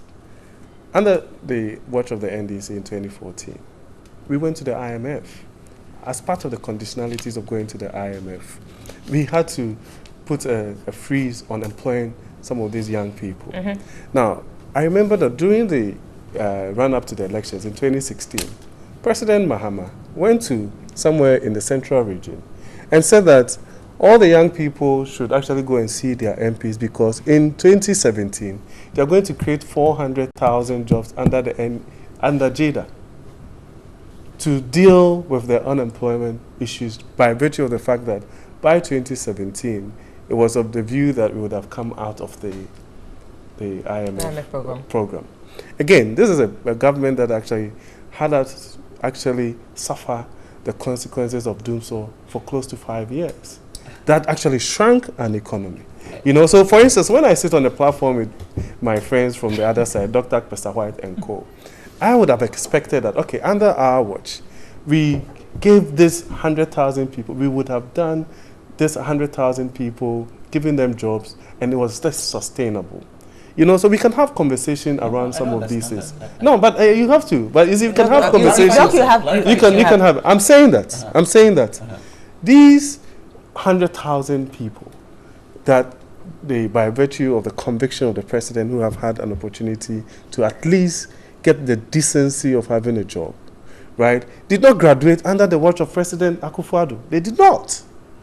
They graduated under your watch. You had taken us to the IMF. In 2014, there was a freeze on employment in the public sector. Even when you were trying to implement and execute JADA, you all know exactly what transpired over there. So for me, when we get this opportunity, and then all of a sudden, you become the repository of all the good governance practices. But the thing is that your record, the track record of what you did, and the sort of travails that these young people have had to go through by dint of the fact that they haven't had jobs for 3, 4, 5 years. This government has come and said, okay, that's a stopgap measure. In as much as we all agree that it is not sustainable, at least they've shown commitment to getting them to do something. And all the things that they are going to do in the models that I have enumerated here, and you are aware of, are things that are actually going to contribute to our national development. So we're open to the conversation of making it sustainable. But I believe strongly that this government has done the right things to be making sure that young people go through university, families would go through all the troubles to educating their children, and they finish school and they don't have work to do. Very well. So as far as I'm concerned, it is not an issue of, okay, let's basically tick all the boxes. And I think that we have these conversations all the time. You can't allow somebody to stay at home for another year, 2 years, because you're trying to find sustainable jobs for them. Give them something to do now. Let them contribute their quota to the development of this country, whilst you find the lasting solutions to them. Very well, that's fine. Professor Gashi. Well, I was restricting myself from this IMF thing, but I think we need to put it in the right perspective. I think the IMF program was very clear. The freeze on employment was also very clear, but there was a very clear provision in the IMF document that allowed for engagement in education, health, the security sector. But even that, they didn't do it. Excuse me. Yes, I'm happy they didn't do it. And the reason is very clear. Because your economy cannot accommodate people to those areas. That is why you couldn't do it. And that led to, increase the backlog. Yes, that's it. So that is why the issue should be discussed beyond just the stopgap measure. So I think we need to put that in the correct perspective. And the question is, will you pack maybe 20 people in a single room? You can't do it. It depends on the size of the room. Yeah, the normal size. So the size of your revenue can only accommodate a certain number of people in the public space. Yeah. So if we do all these things without properly raising the revenues that we need, without expanding the economy, of course, our economy has been expanding. I have not witnessed any shrinking of the economy. What happened in the past was that the rate of expansion reduced. But that does not mean that the economy reduced in size. So the economy keep on expanding. But the revenue to support the expansion of the economy in terms of taking more people to the various sectors is the problem. So we need to work on that to make all this transition issue beneficial. As I stated earlier on, we have a very nice program called Planting for Food and Jobs. That program was supposed to engage about 175,000 young people, but we had some problems.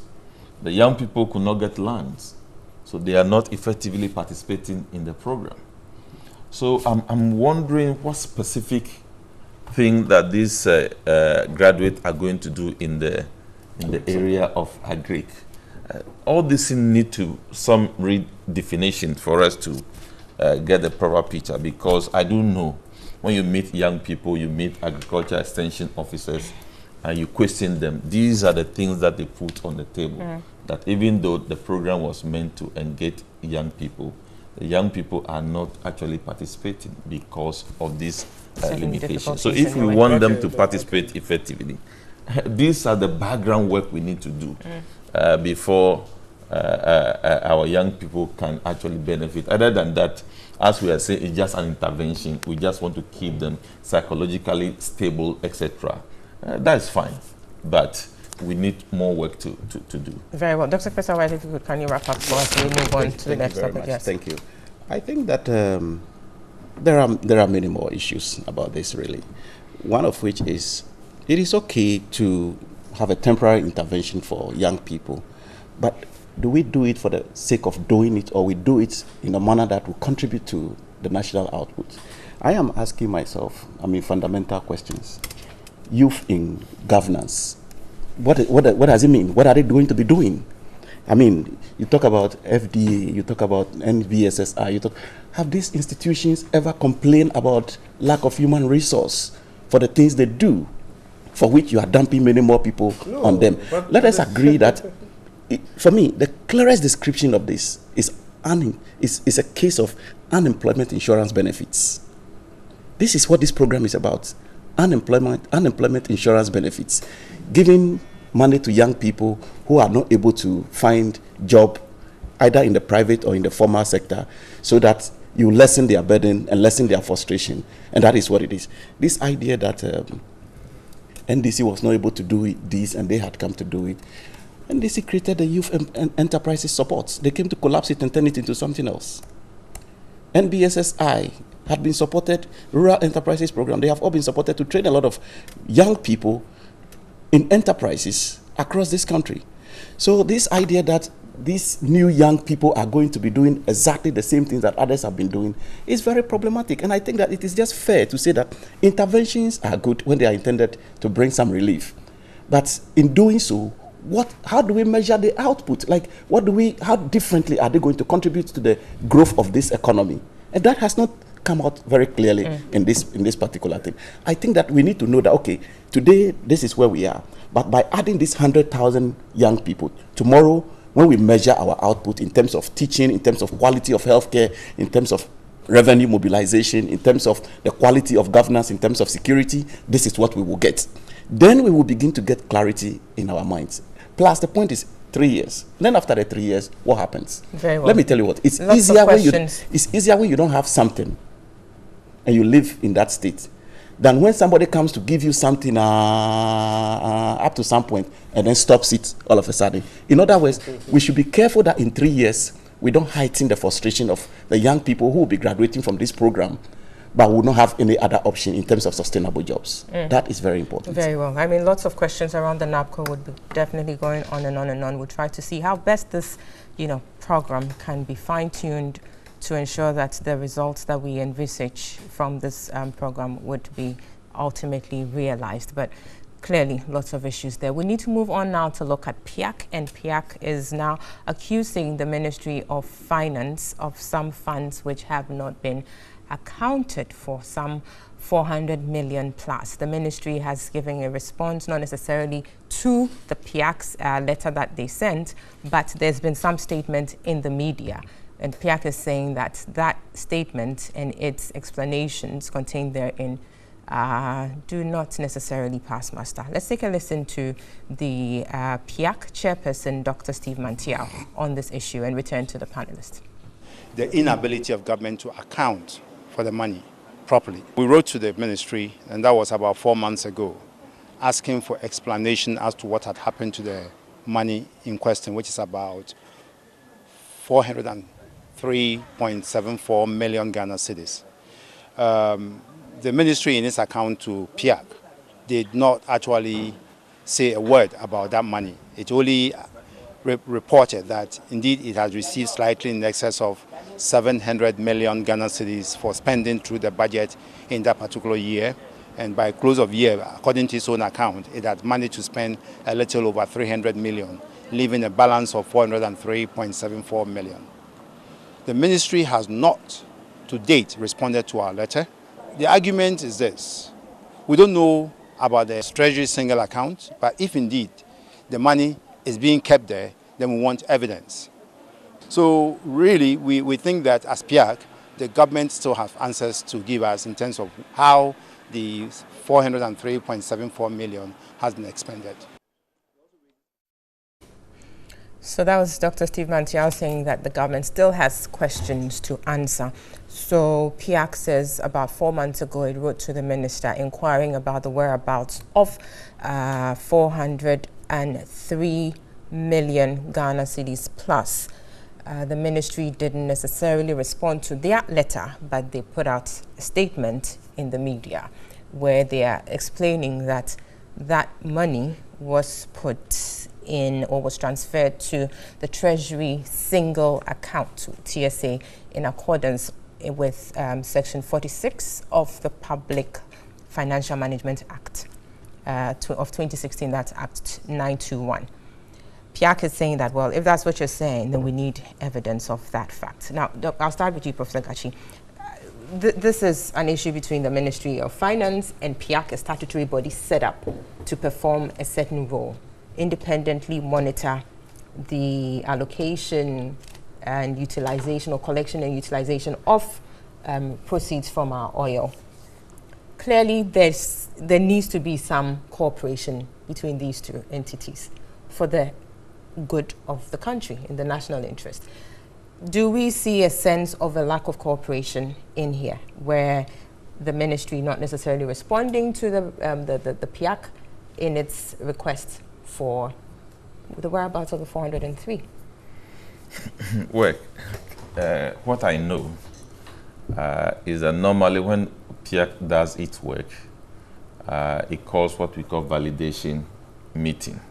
So all the people who are affected by the report will clarify, and the things that they need to take out of the report, they do so. Now, what it means is that the Ministry of Finance has actually failed to participate in the validation process. Mind you, the Ministry of Finance is the institution, or the state institution ministry that is in charge of ensuring the implementation of the Public Financial Management Act.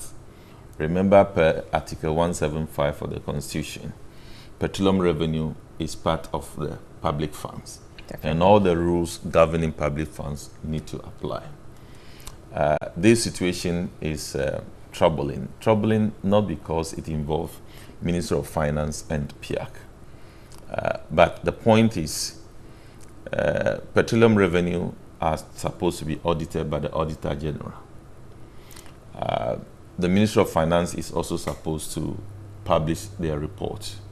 There is supposed to be a reconciliation account that ought to be published and submitted to Parliament. If in all these reports, this report and all these workings from Auditor General, etc., and the oversight of Parliament did not figure out what happened to that money, then it means there is a serious problem. So that is my view on this. But I think the Ministry of Finance ought to cooperate. PIAC has many avenues.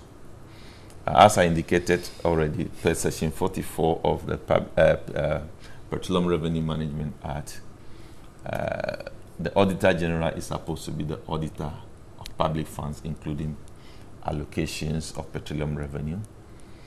They need to engage with the Auditor General and report this matter to them to take it up. Parliament is supposed to have oversight responsibility. They need to report the matter officially to Parliament, and perhaps Parliament will call the minister to answer. The reason is that PIAC, as it is, doesn't have that force to drag the ministry. So they can only work in collaboration. But should a minister be dragged? PIAC is a statutory body. It's been set up by the Petroleum Revenue Management Act. It has a mandate. And so should anybody PIAC needs to work with necessarily have to wait to be dragged, so that if they don't have that powers to drag that person, then PIAC is unable to do its work? It should be dragged. The reason why it should be dragged is the Ministry of Finance is the embodiment of effective public financial management. So but shouldn't it be, what I mean is, shouldn't they be cooperating so that you don't resort to being summoned, dragged? That's my point. Yeah, so long as they are not able to do that, if you are an embodiment of the implementation of public financial management in the country over a 4-month period, you are not willing to cooperate with the body. In fact, if you look at Petroleum Revenue Management Act, all the governance institutions set up within, the only institution that represents the public is the PIAC. So it means that you don't take the public seriously. So if you don't take the public seriously over a period of 4 months, and PIAC doesn't have extra powers, but can be anchored under the powers of Parliament, PIAC should do that. Can be anchored under the powers of the Auditor General. PIAC should do that. Very well. Very well, I get that. Now, Dr. Crystal White, another thing PIAC raised in respect of this is the fact that, yes, so the ministry is saying that amount was transferred into the Treasury single account, which is pursuant to the PR and the PFMA. But PIAC is also saying that for the ministry to have transferred that money into the account, the TSA, other than the Petroleum Holding Fund, in accordance with the Petroleum Revenue Management Act, that in itself raises issues, because then it's commingling. Petroleum funds are now commingling with other funds, which, looking at the Petroleum Revenue Management Act, you clearly can tell that the lawmakers didn't intend for such commingling to occur. No, I think that there are issues emerging here bordering on bad faith, and the actors involved, and here maybe the Minister of Finance and the chairperson of the PIAC actually find better ways of addressing the problem, the better it will be for us.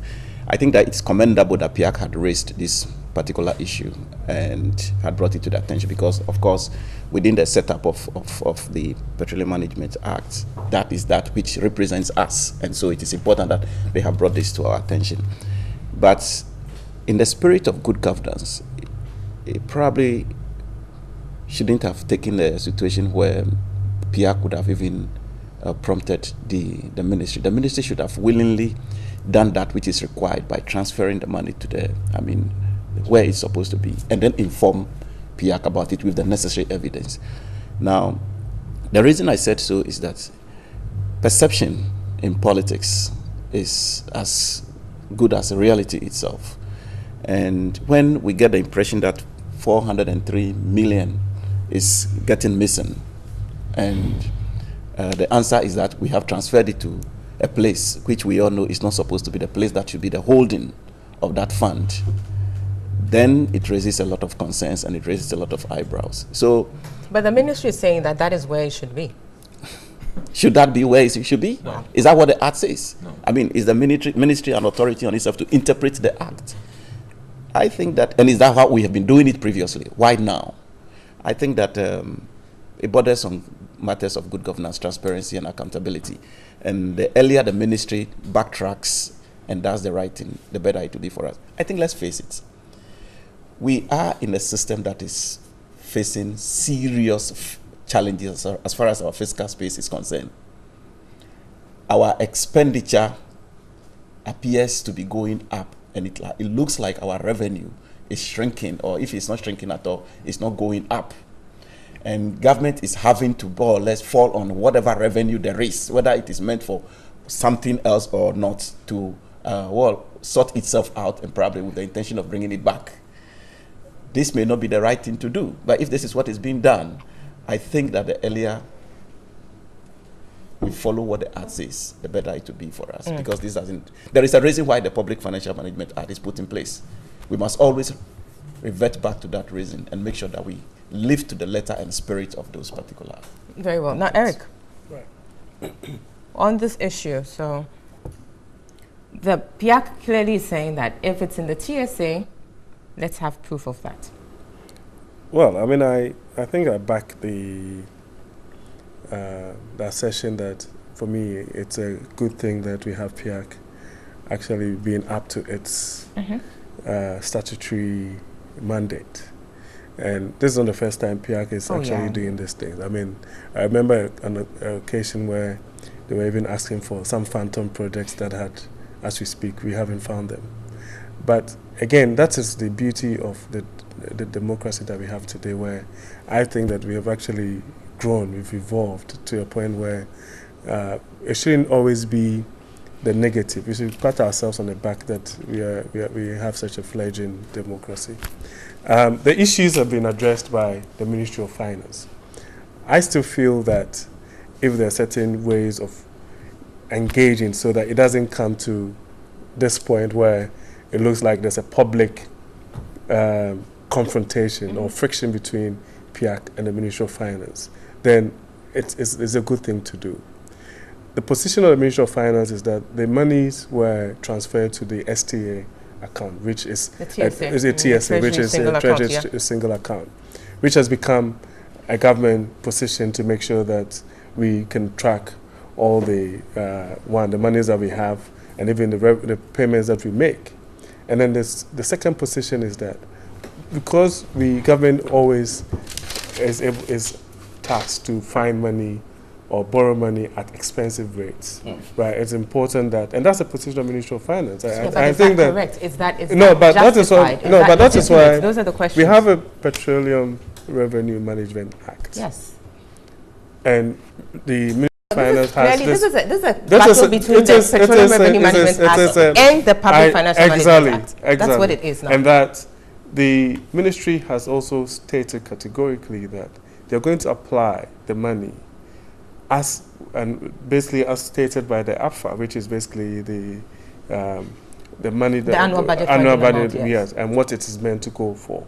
So basically, PIAC is asking for some kind of evidence as to that, or even if that money exists. I think this is something that can never be unjustified. I think that the conversation can continue. The thing about justification again, is where government is saying the money is currently. That's the issue. Yeah, but that's why I'm saying that again. I don't want to use this platform to express personal opinions on even some of these acts and the sort of things that it does. But I'll give an example. So we have agencies in this country that are very liquid, and they are governed by a certain act. And then you have others that by dint of where they find themselves have absolutely nothing at all. And we are running a country where you're meant to have a certain synergy in terms of concerted this thing. It's the law. The lawyers will probably argue that once an act is an act. But that's what I'm saying, that I don't want to use this platform to express personal opinions on some of these. And there are some conversations going out there that why would you create a system where you have the same government agencies, others are more resourced than others. You understand? And it creates a certain. But that's what I'm saying. That's what I'm saying. I don't want to use that. Yes. So, for instance, now there's a certain dichotomy between the position of PIAC and that of the Ministry of Finance in respect to if, well, indeed, there's also a policy of having a single treasury account. And I think there's a position of the Finance Ministry is that if that is the case, then there's a need to use it through that route. Let's continue. I mean, I feel that you can't have a situation where 400 million Ghana cedis can get missing in this country. It's not possible. Yeah, but that is why I say that probably a 4-month period of actually waiting to get answers from the Finance Ministry is a bit long. And we shouldn't have actually allowed it to get to the point where it becomes a public display of either discontent or not. But it's definitely raising key accountability and transparency issues we need but that is a given. But that is yes. the reason why I'm saying that. It's also imperative that once some of these things come, it becomes almost some kinds of points of reference. And then we can tap ourselves on the back that even not every single thing is wrong with our democracy. Things are working. Very well. We'll deal with the issues. That the entities that are supposed to be watchdogs are actually playing those roles. Yes. We'll take a break. Committed that they will apply the funds the way it's meant to be applied. Sure. We'll get back to this conversation. Let's take a quick break. We will be back to look at the PIAC's issues. See you shortly.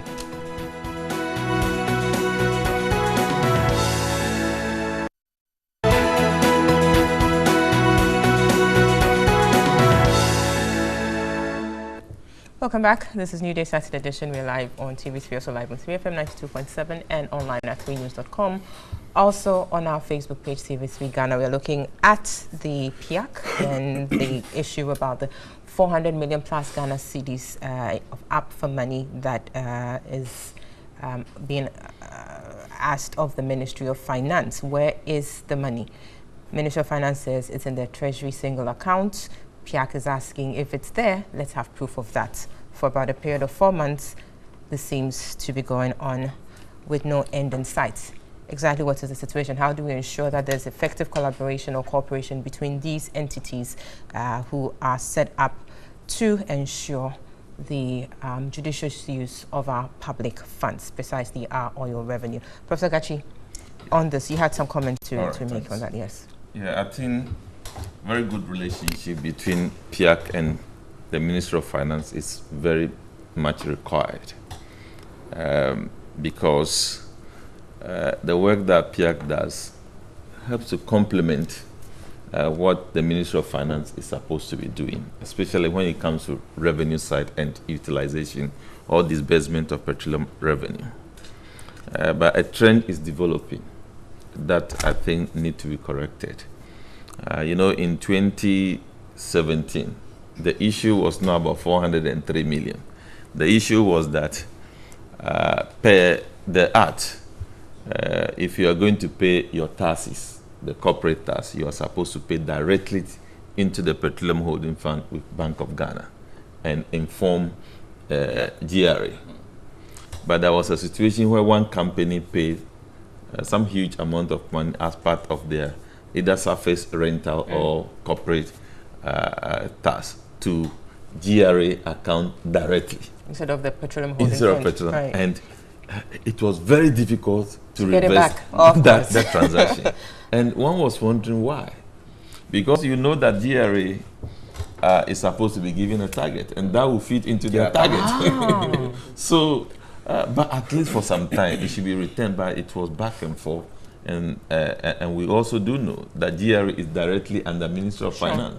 So Ministry of Finance could have just triggered that, look, send it back. This is what the law says. So send the money back, and that find its way into the report, which shouldn't have been the case. And now we are dealing with the 403 million. So I think the Ministry of Finance should take interest in normalizing the relationship. Beyond that, I think we have basic problem with the implementation of the Petroleum Revenue Management Act. Why am I saying so? This act was put in place since 2011, but till date, we don't have an ally accompanying the Petroleum Revenue Management, and we are comfortable doing things.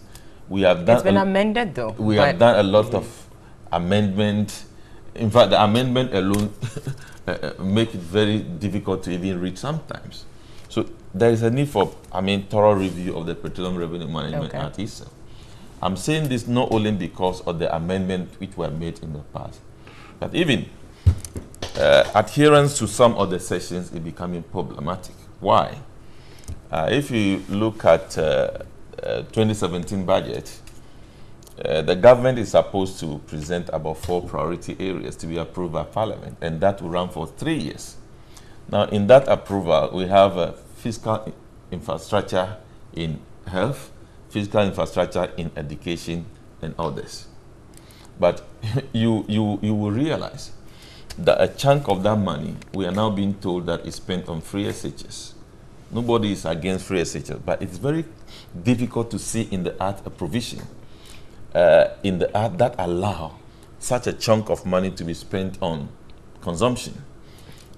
Because there is a provision in the Act. Fiscal infrastructure. Yeah, there is a provision in the Act that says that minimum of 70% of the ABFA should be spent on public investment expenditure.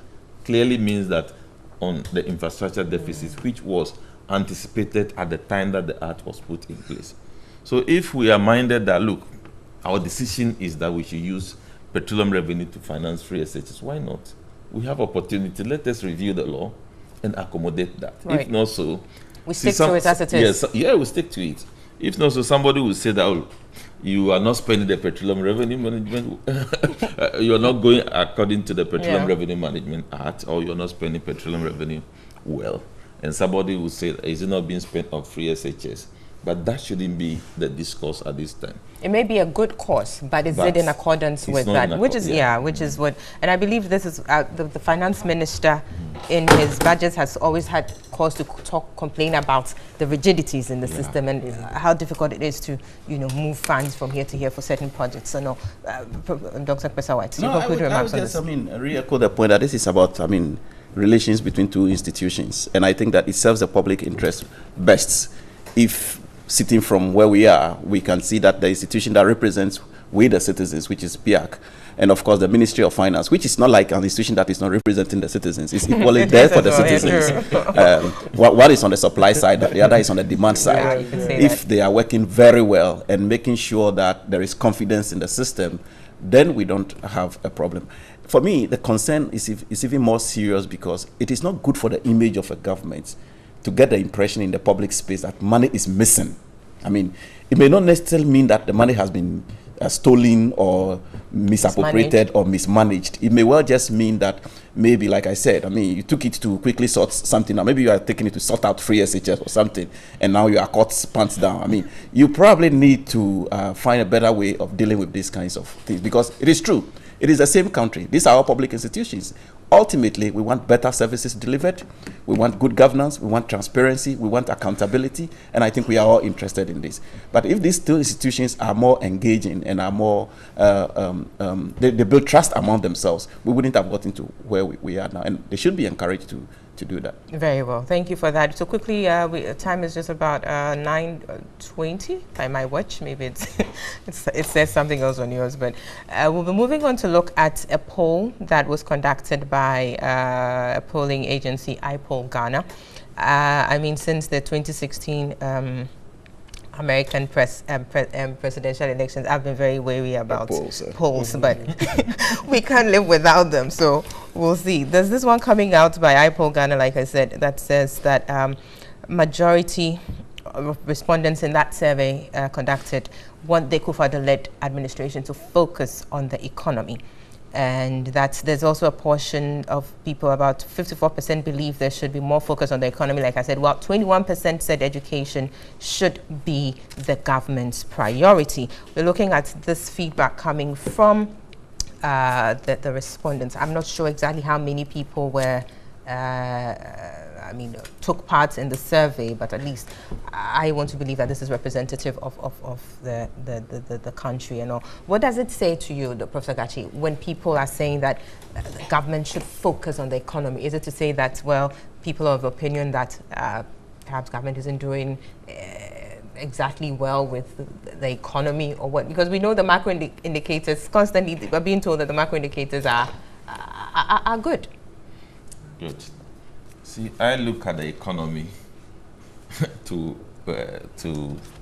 include all those things that you were talking about: health, education, all the sectors. Yeah, the economy. Part of the economy. I mean, our well-being is part of the economy. People are now talking about happiness index. And Ahunchire index.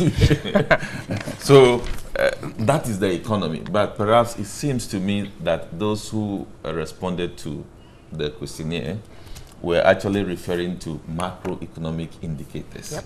Because, in my opinion, education is an integral part of the economy. So we cannot leave it out. In fact, our investment in education, health, agri, etc., they translate into the macroeconomic indicators we're talking about. So we can't focus on the macroeconomic indicators. They are not the best. It has improved. We have seen reduction in the policy rate from 26% to 17%. It has not yet translated fully into reduced lending rate that is of concern to businesses. Sure. Access to credit is actually shrinking. We need to concentrate on that. The general competitive environment is weakening. We need to work assiduously to improve the macro environment. Right. So for me, that is key. But we shouldn't misconstrue that to mean that education is separate from the economy. So it's part of it. Yes. You can't take one out and leave that out. Yeah. But it's interesting you're saying that you would think that the feedback from the respondents is in the area of the macroeconomics. Isn't it interesting that they will be focusing on the macroeconomics as opposed to the micro? Yeah, that's what I'm saying. That when they mean the economy, they are talking about their livelihood, because you separated education from the economy. Yes. That's why I have some problem for it. Right. Clearly, you could see that people have problem with how these macroeconomic indicators actually fit into their livelihood. Exactly. So people are talking about suffering, which is a reality. It's a reality? Yeah. Okay. Recently, we have had to sacrifice. Of course, you sacrifice for every government. We were told that if you are driving a car beyond a certain capacity, you're in trouble. You're in trouble. But Prof, that cannot be something. Driving a V8 and paying extra cannot be something. Some of these people were paying for the renewal about 400 Ghana. All of a sudden, it jumped to 1,005. That is a huge, sacrifice and contribution. Right. Cumulatively, price development in the country is not the best. Recently, we talked about the effect of exchange rate volatility. So those things need to be worked on, especially the exchange rate volatility. Yeah. It connects to a lot of economic activities in the country. And if it is not handled well, it creates much more problem. Yes, so I mean, for as long as we remain an input-driven economy. Yeah, yesterday I saw a business news item where we have become a major importer of onion from Niger. So we need to repackage even our agric. Our agric is not responding to the need of the economy. We need to work assiduously to do that, because I think we have space. We have what it takes to produce onion, for example, tomatoes around the year to feed us, and if necessary, to feed into our processing plant that we have envisaged under one district, one factory, etc. Like planting for food and jobs, for instance, because definitely. Planting for food and jobs. We need to improve on that. Okay, well. Yeah. Eric, quickly here on this, a number of respondents in this survey are saying that government should focus more on the economy. What do you pick from that when you hear such feedback from the people? Well, that's why it's good to have a professor speak before you speak, because I was a bit confused, because I mean all these things actually form part of an economy. So I mean I was a bit confused as to what they meant by the economy, but I can agree that in the almost like the local parlance, the economy is basically how you feel in terms of we've even drilled it down to reflection in my pocket. And that has been one of the local Ghanaian balances that we so that is a given. It's something that I think that every citizen would always clamor for. But then I feel also that we need to be able to contextualize the conversation. And so even whilst Prof is talking about the macroeconomic indicators, right, apart from the recent volatility in the exchange rates, for instance, there is absolutely every indication that the Akufo-Addo administration, comparing macroeconomic, every single one of them, has done better than previous. However, again, people would also say that whilst you're doing better, it doesn't reflect in my pocket, and that is justified.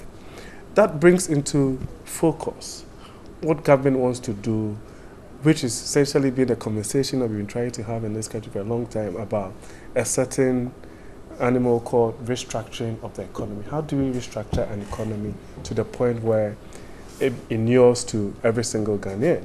And that is the whole industrialization agenda. Also taking advantage of the resources that we have, which is basically we have arable land, we have the right climatic conditions, focus our energies on mechanizing our agriculture, adding value because we want to do industrialization, export more.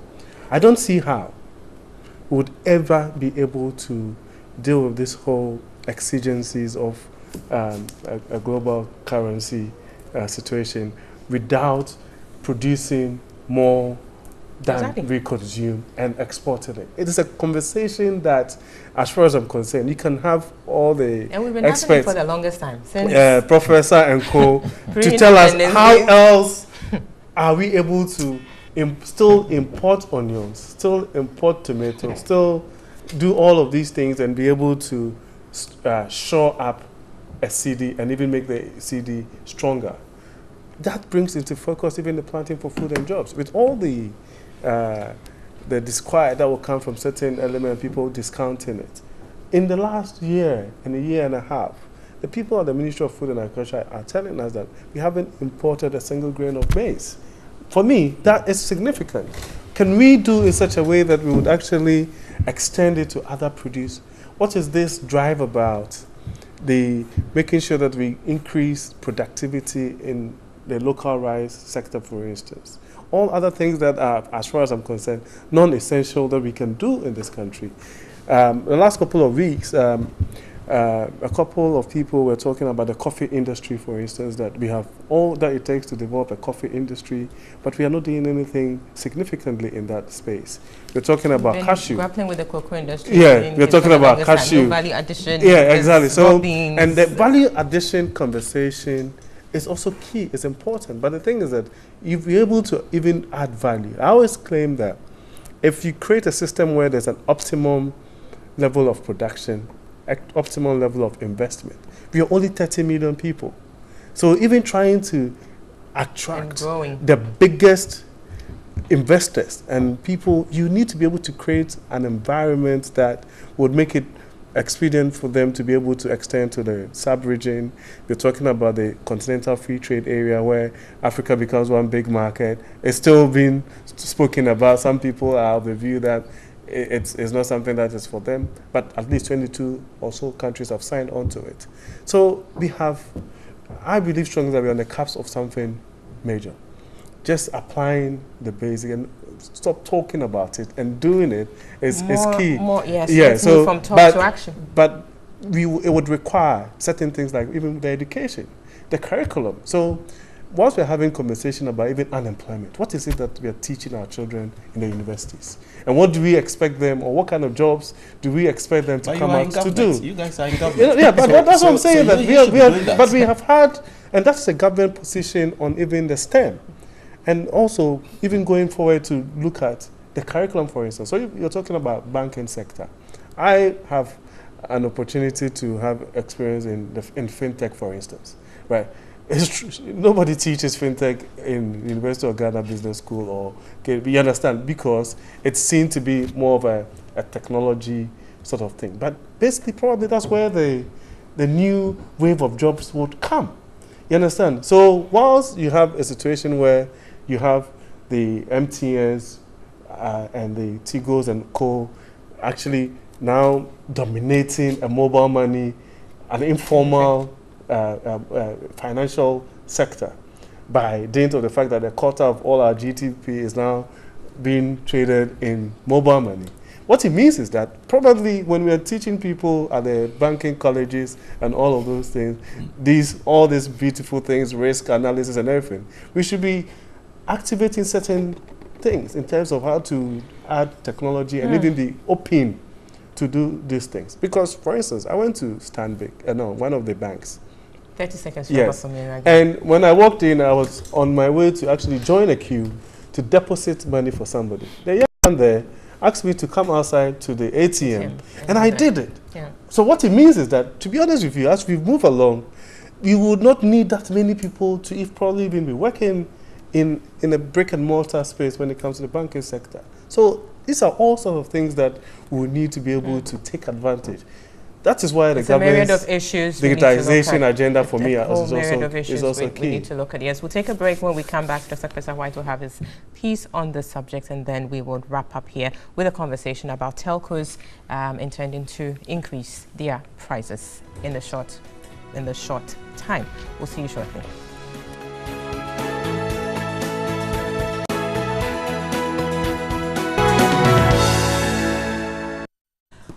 Welcome back. This is Newday Saturday edition. We're just about wrapping up on the show here. You're watching us live on TV3, also live on 3FM, listening to us on 3FM 92.7 and online at 3news.com, also on our Facebook page, TV3 Ghana. We are wrapping up on specifically the conversation about the polls conducted by iPoll Ghana, where quite a number of the respondents are saying that government should focus more on the economy. We are trying to understand exactly what that entails. Dr. Kwesa White is here to make a submission, so I'll quickly turn to him for your perspectives on that. Yes. Thank you very much. I think that I haven't seen the full reports, but I do know that iPoll is an initiative of some colleagues in the university, in the business school. I think it is their initiative to kind of just track the opinions of Ghanaians on significant number of issues as we go along, and to that extent is very commendable. I don't know the extent to which they have been able to build into the system the possibility of multiple responses from the same person or the same IP addresses and all that, but I want to believe that it is also an app that is in itself growing and may become very useful at some point in time. But let me also say that I honestly don't think that we need even the poll to tell us that times are hard and times are really, really tough. And I think that the president himself had said so, that times are very, very hard, which, I mean, in a sense, he indicting his own government by being very frank anyway, because times are hard. And the reason I said that, I'm not surprised that the findings of the poll is showing that the economy is of number one concern to Ghanaians, is that people are getting frightened. The rate at which news headlines are showing job losses is alarming.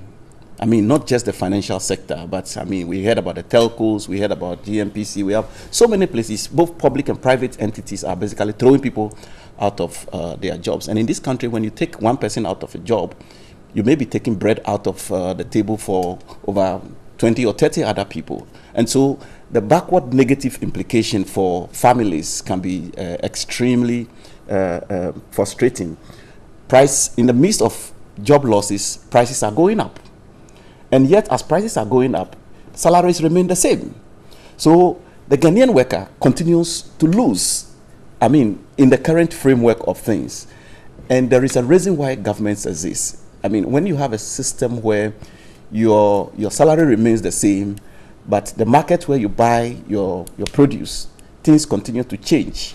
I mean, constantly. Basic food items, the prices continue to change constantly. It means that over time, you will not even be able to buy the very basic things that you buy, because you need to buy just a few, and then your resources are exhausted.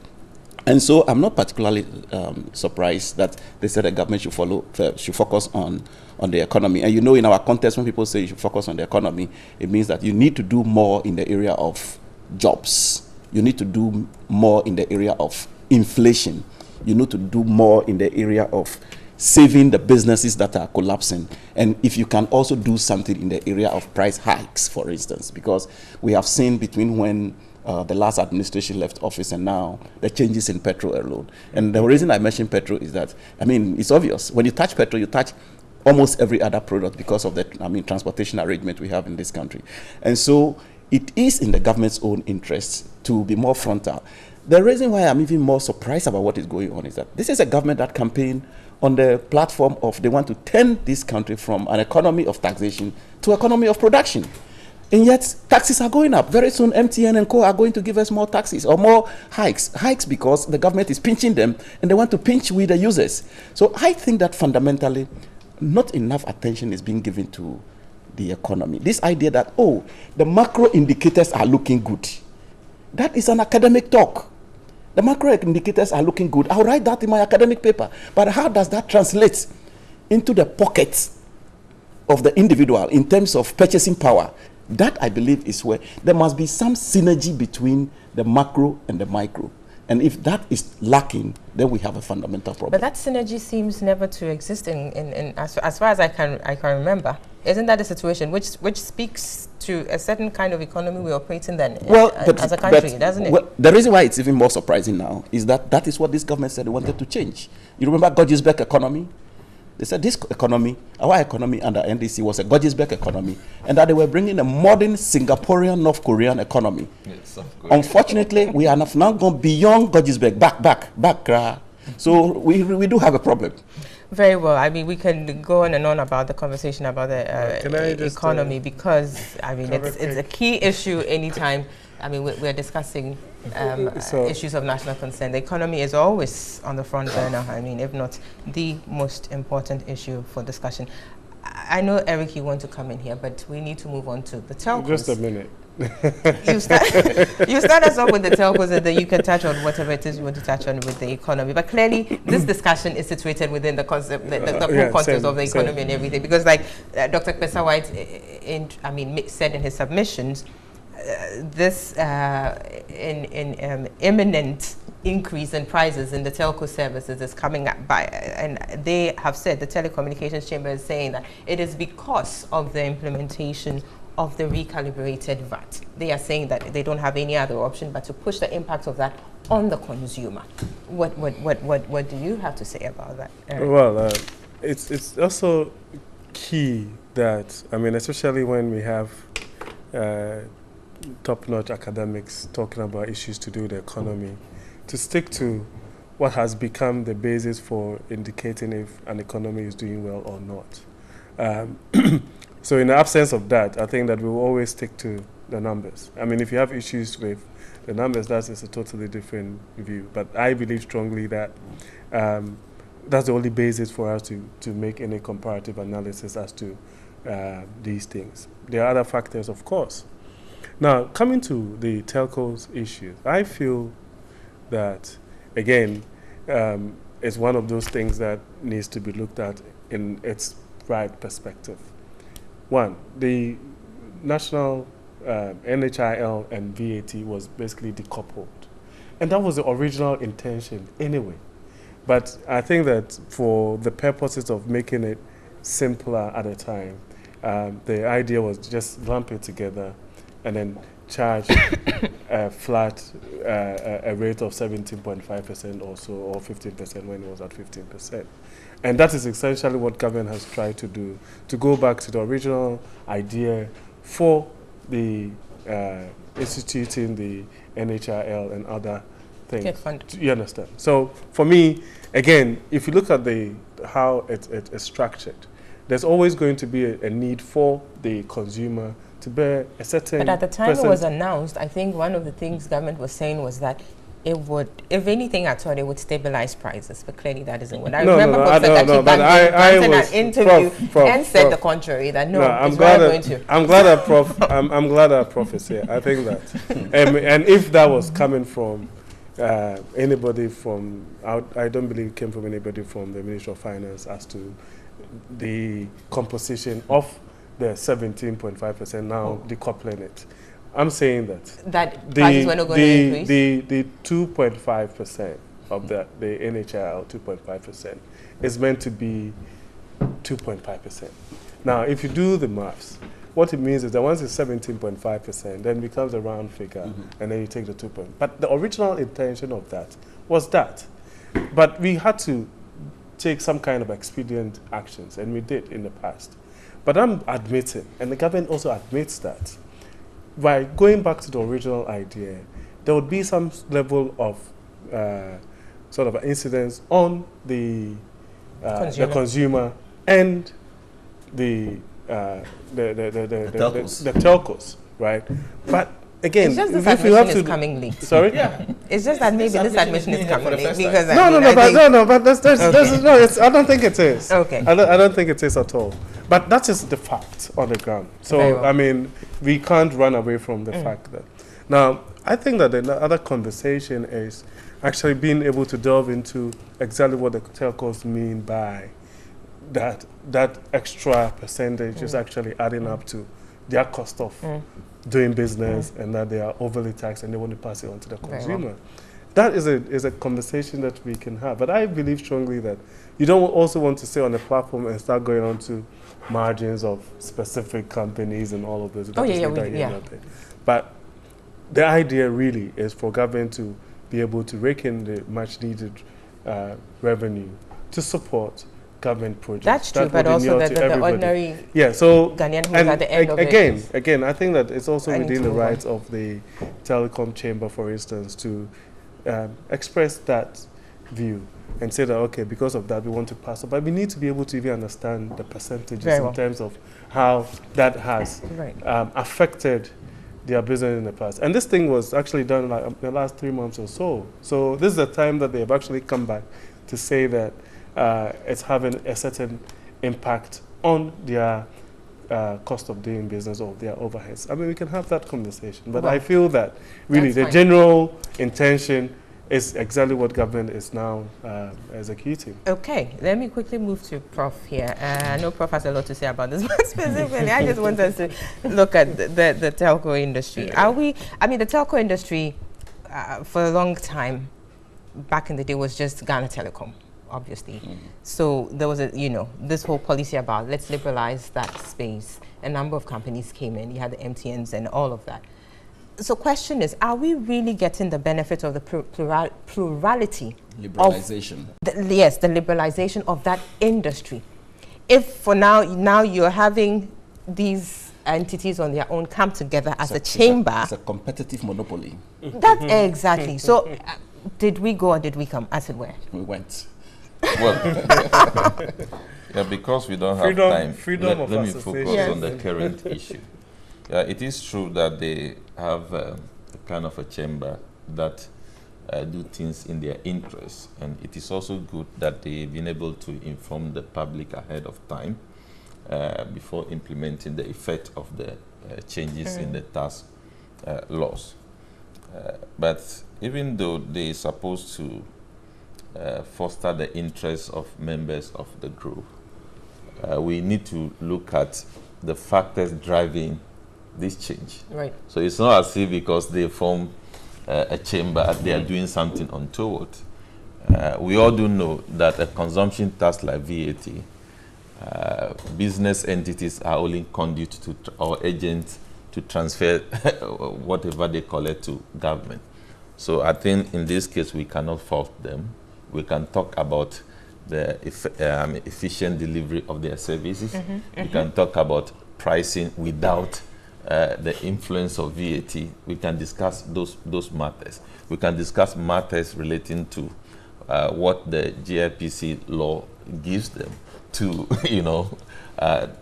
transfer their proceeds out of the country and the effect on the economy. We can discuss those ones. But in this particular case, government wants money.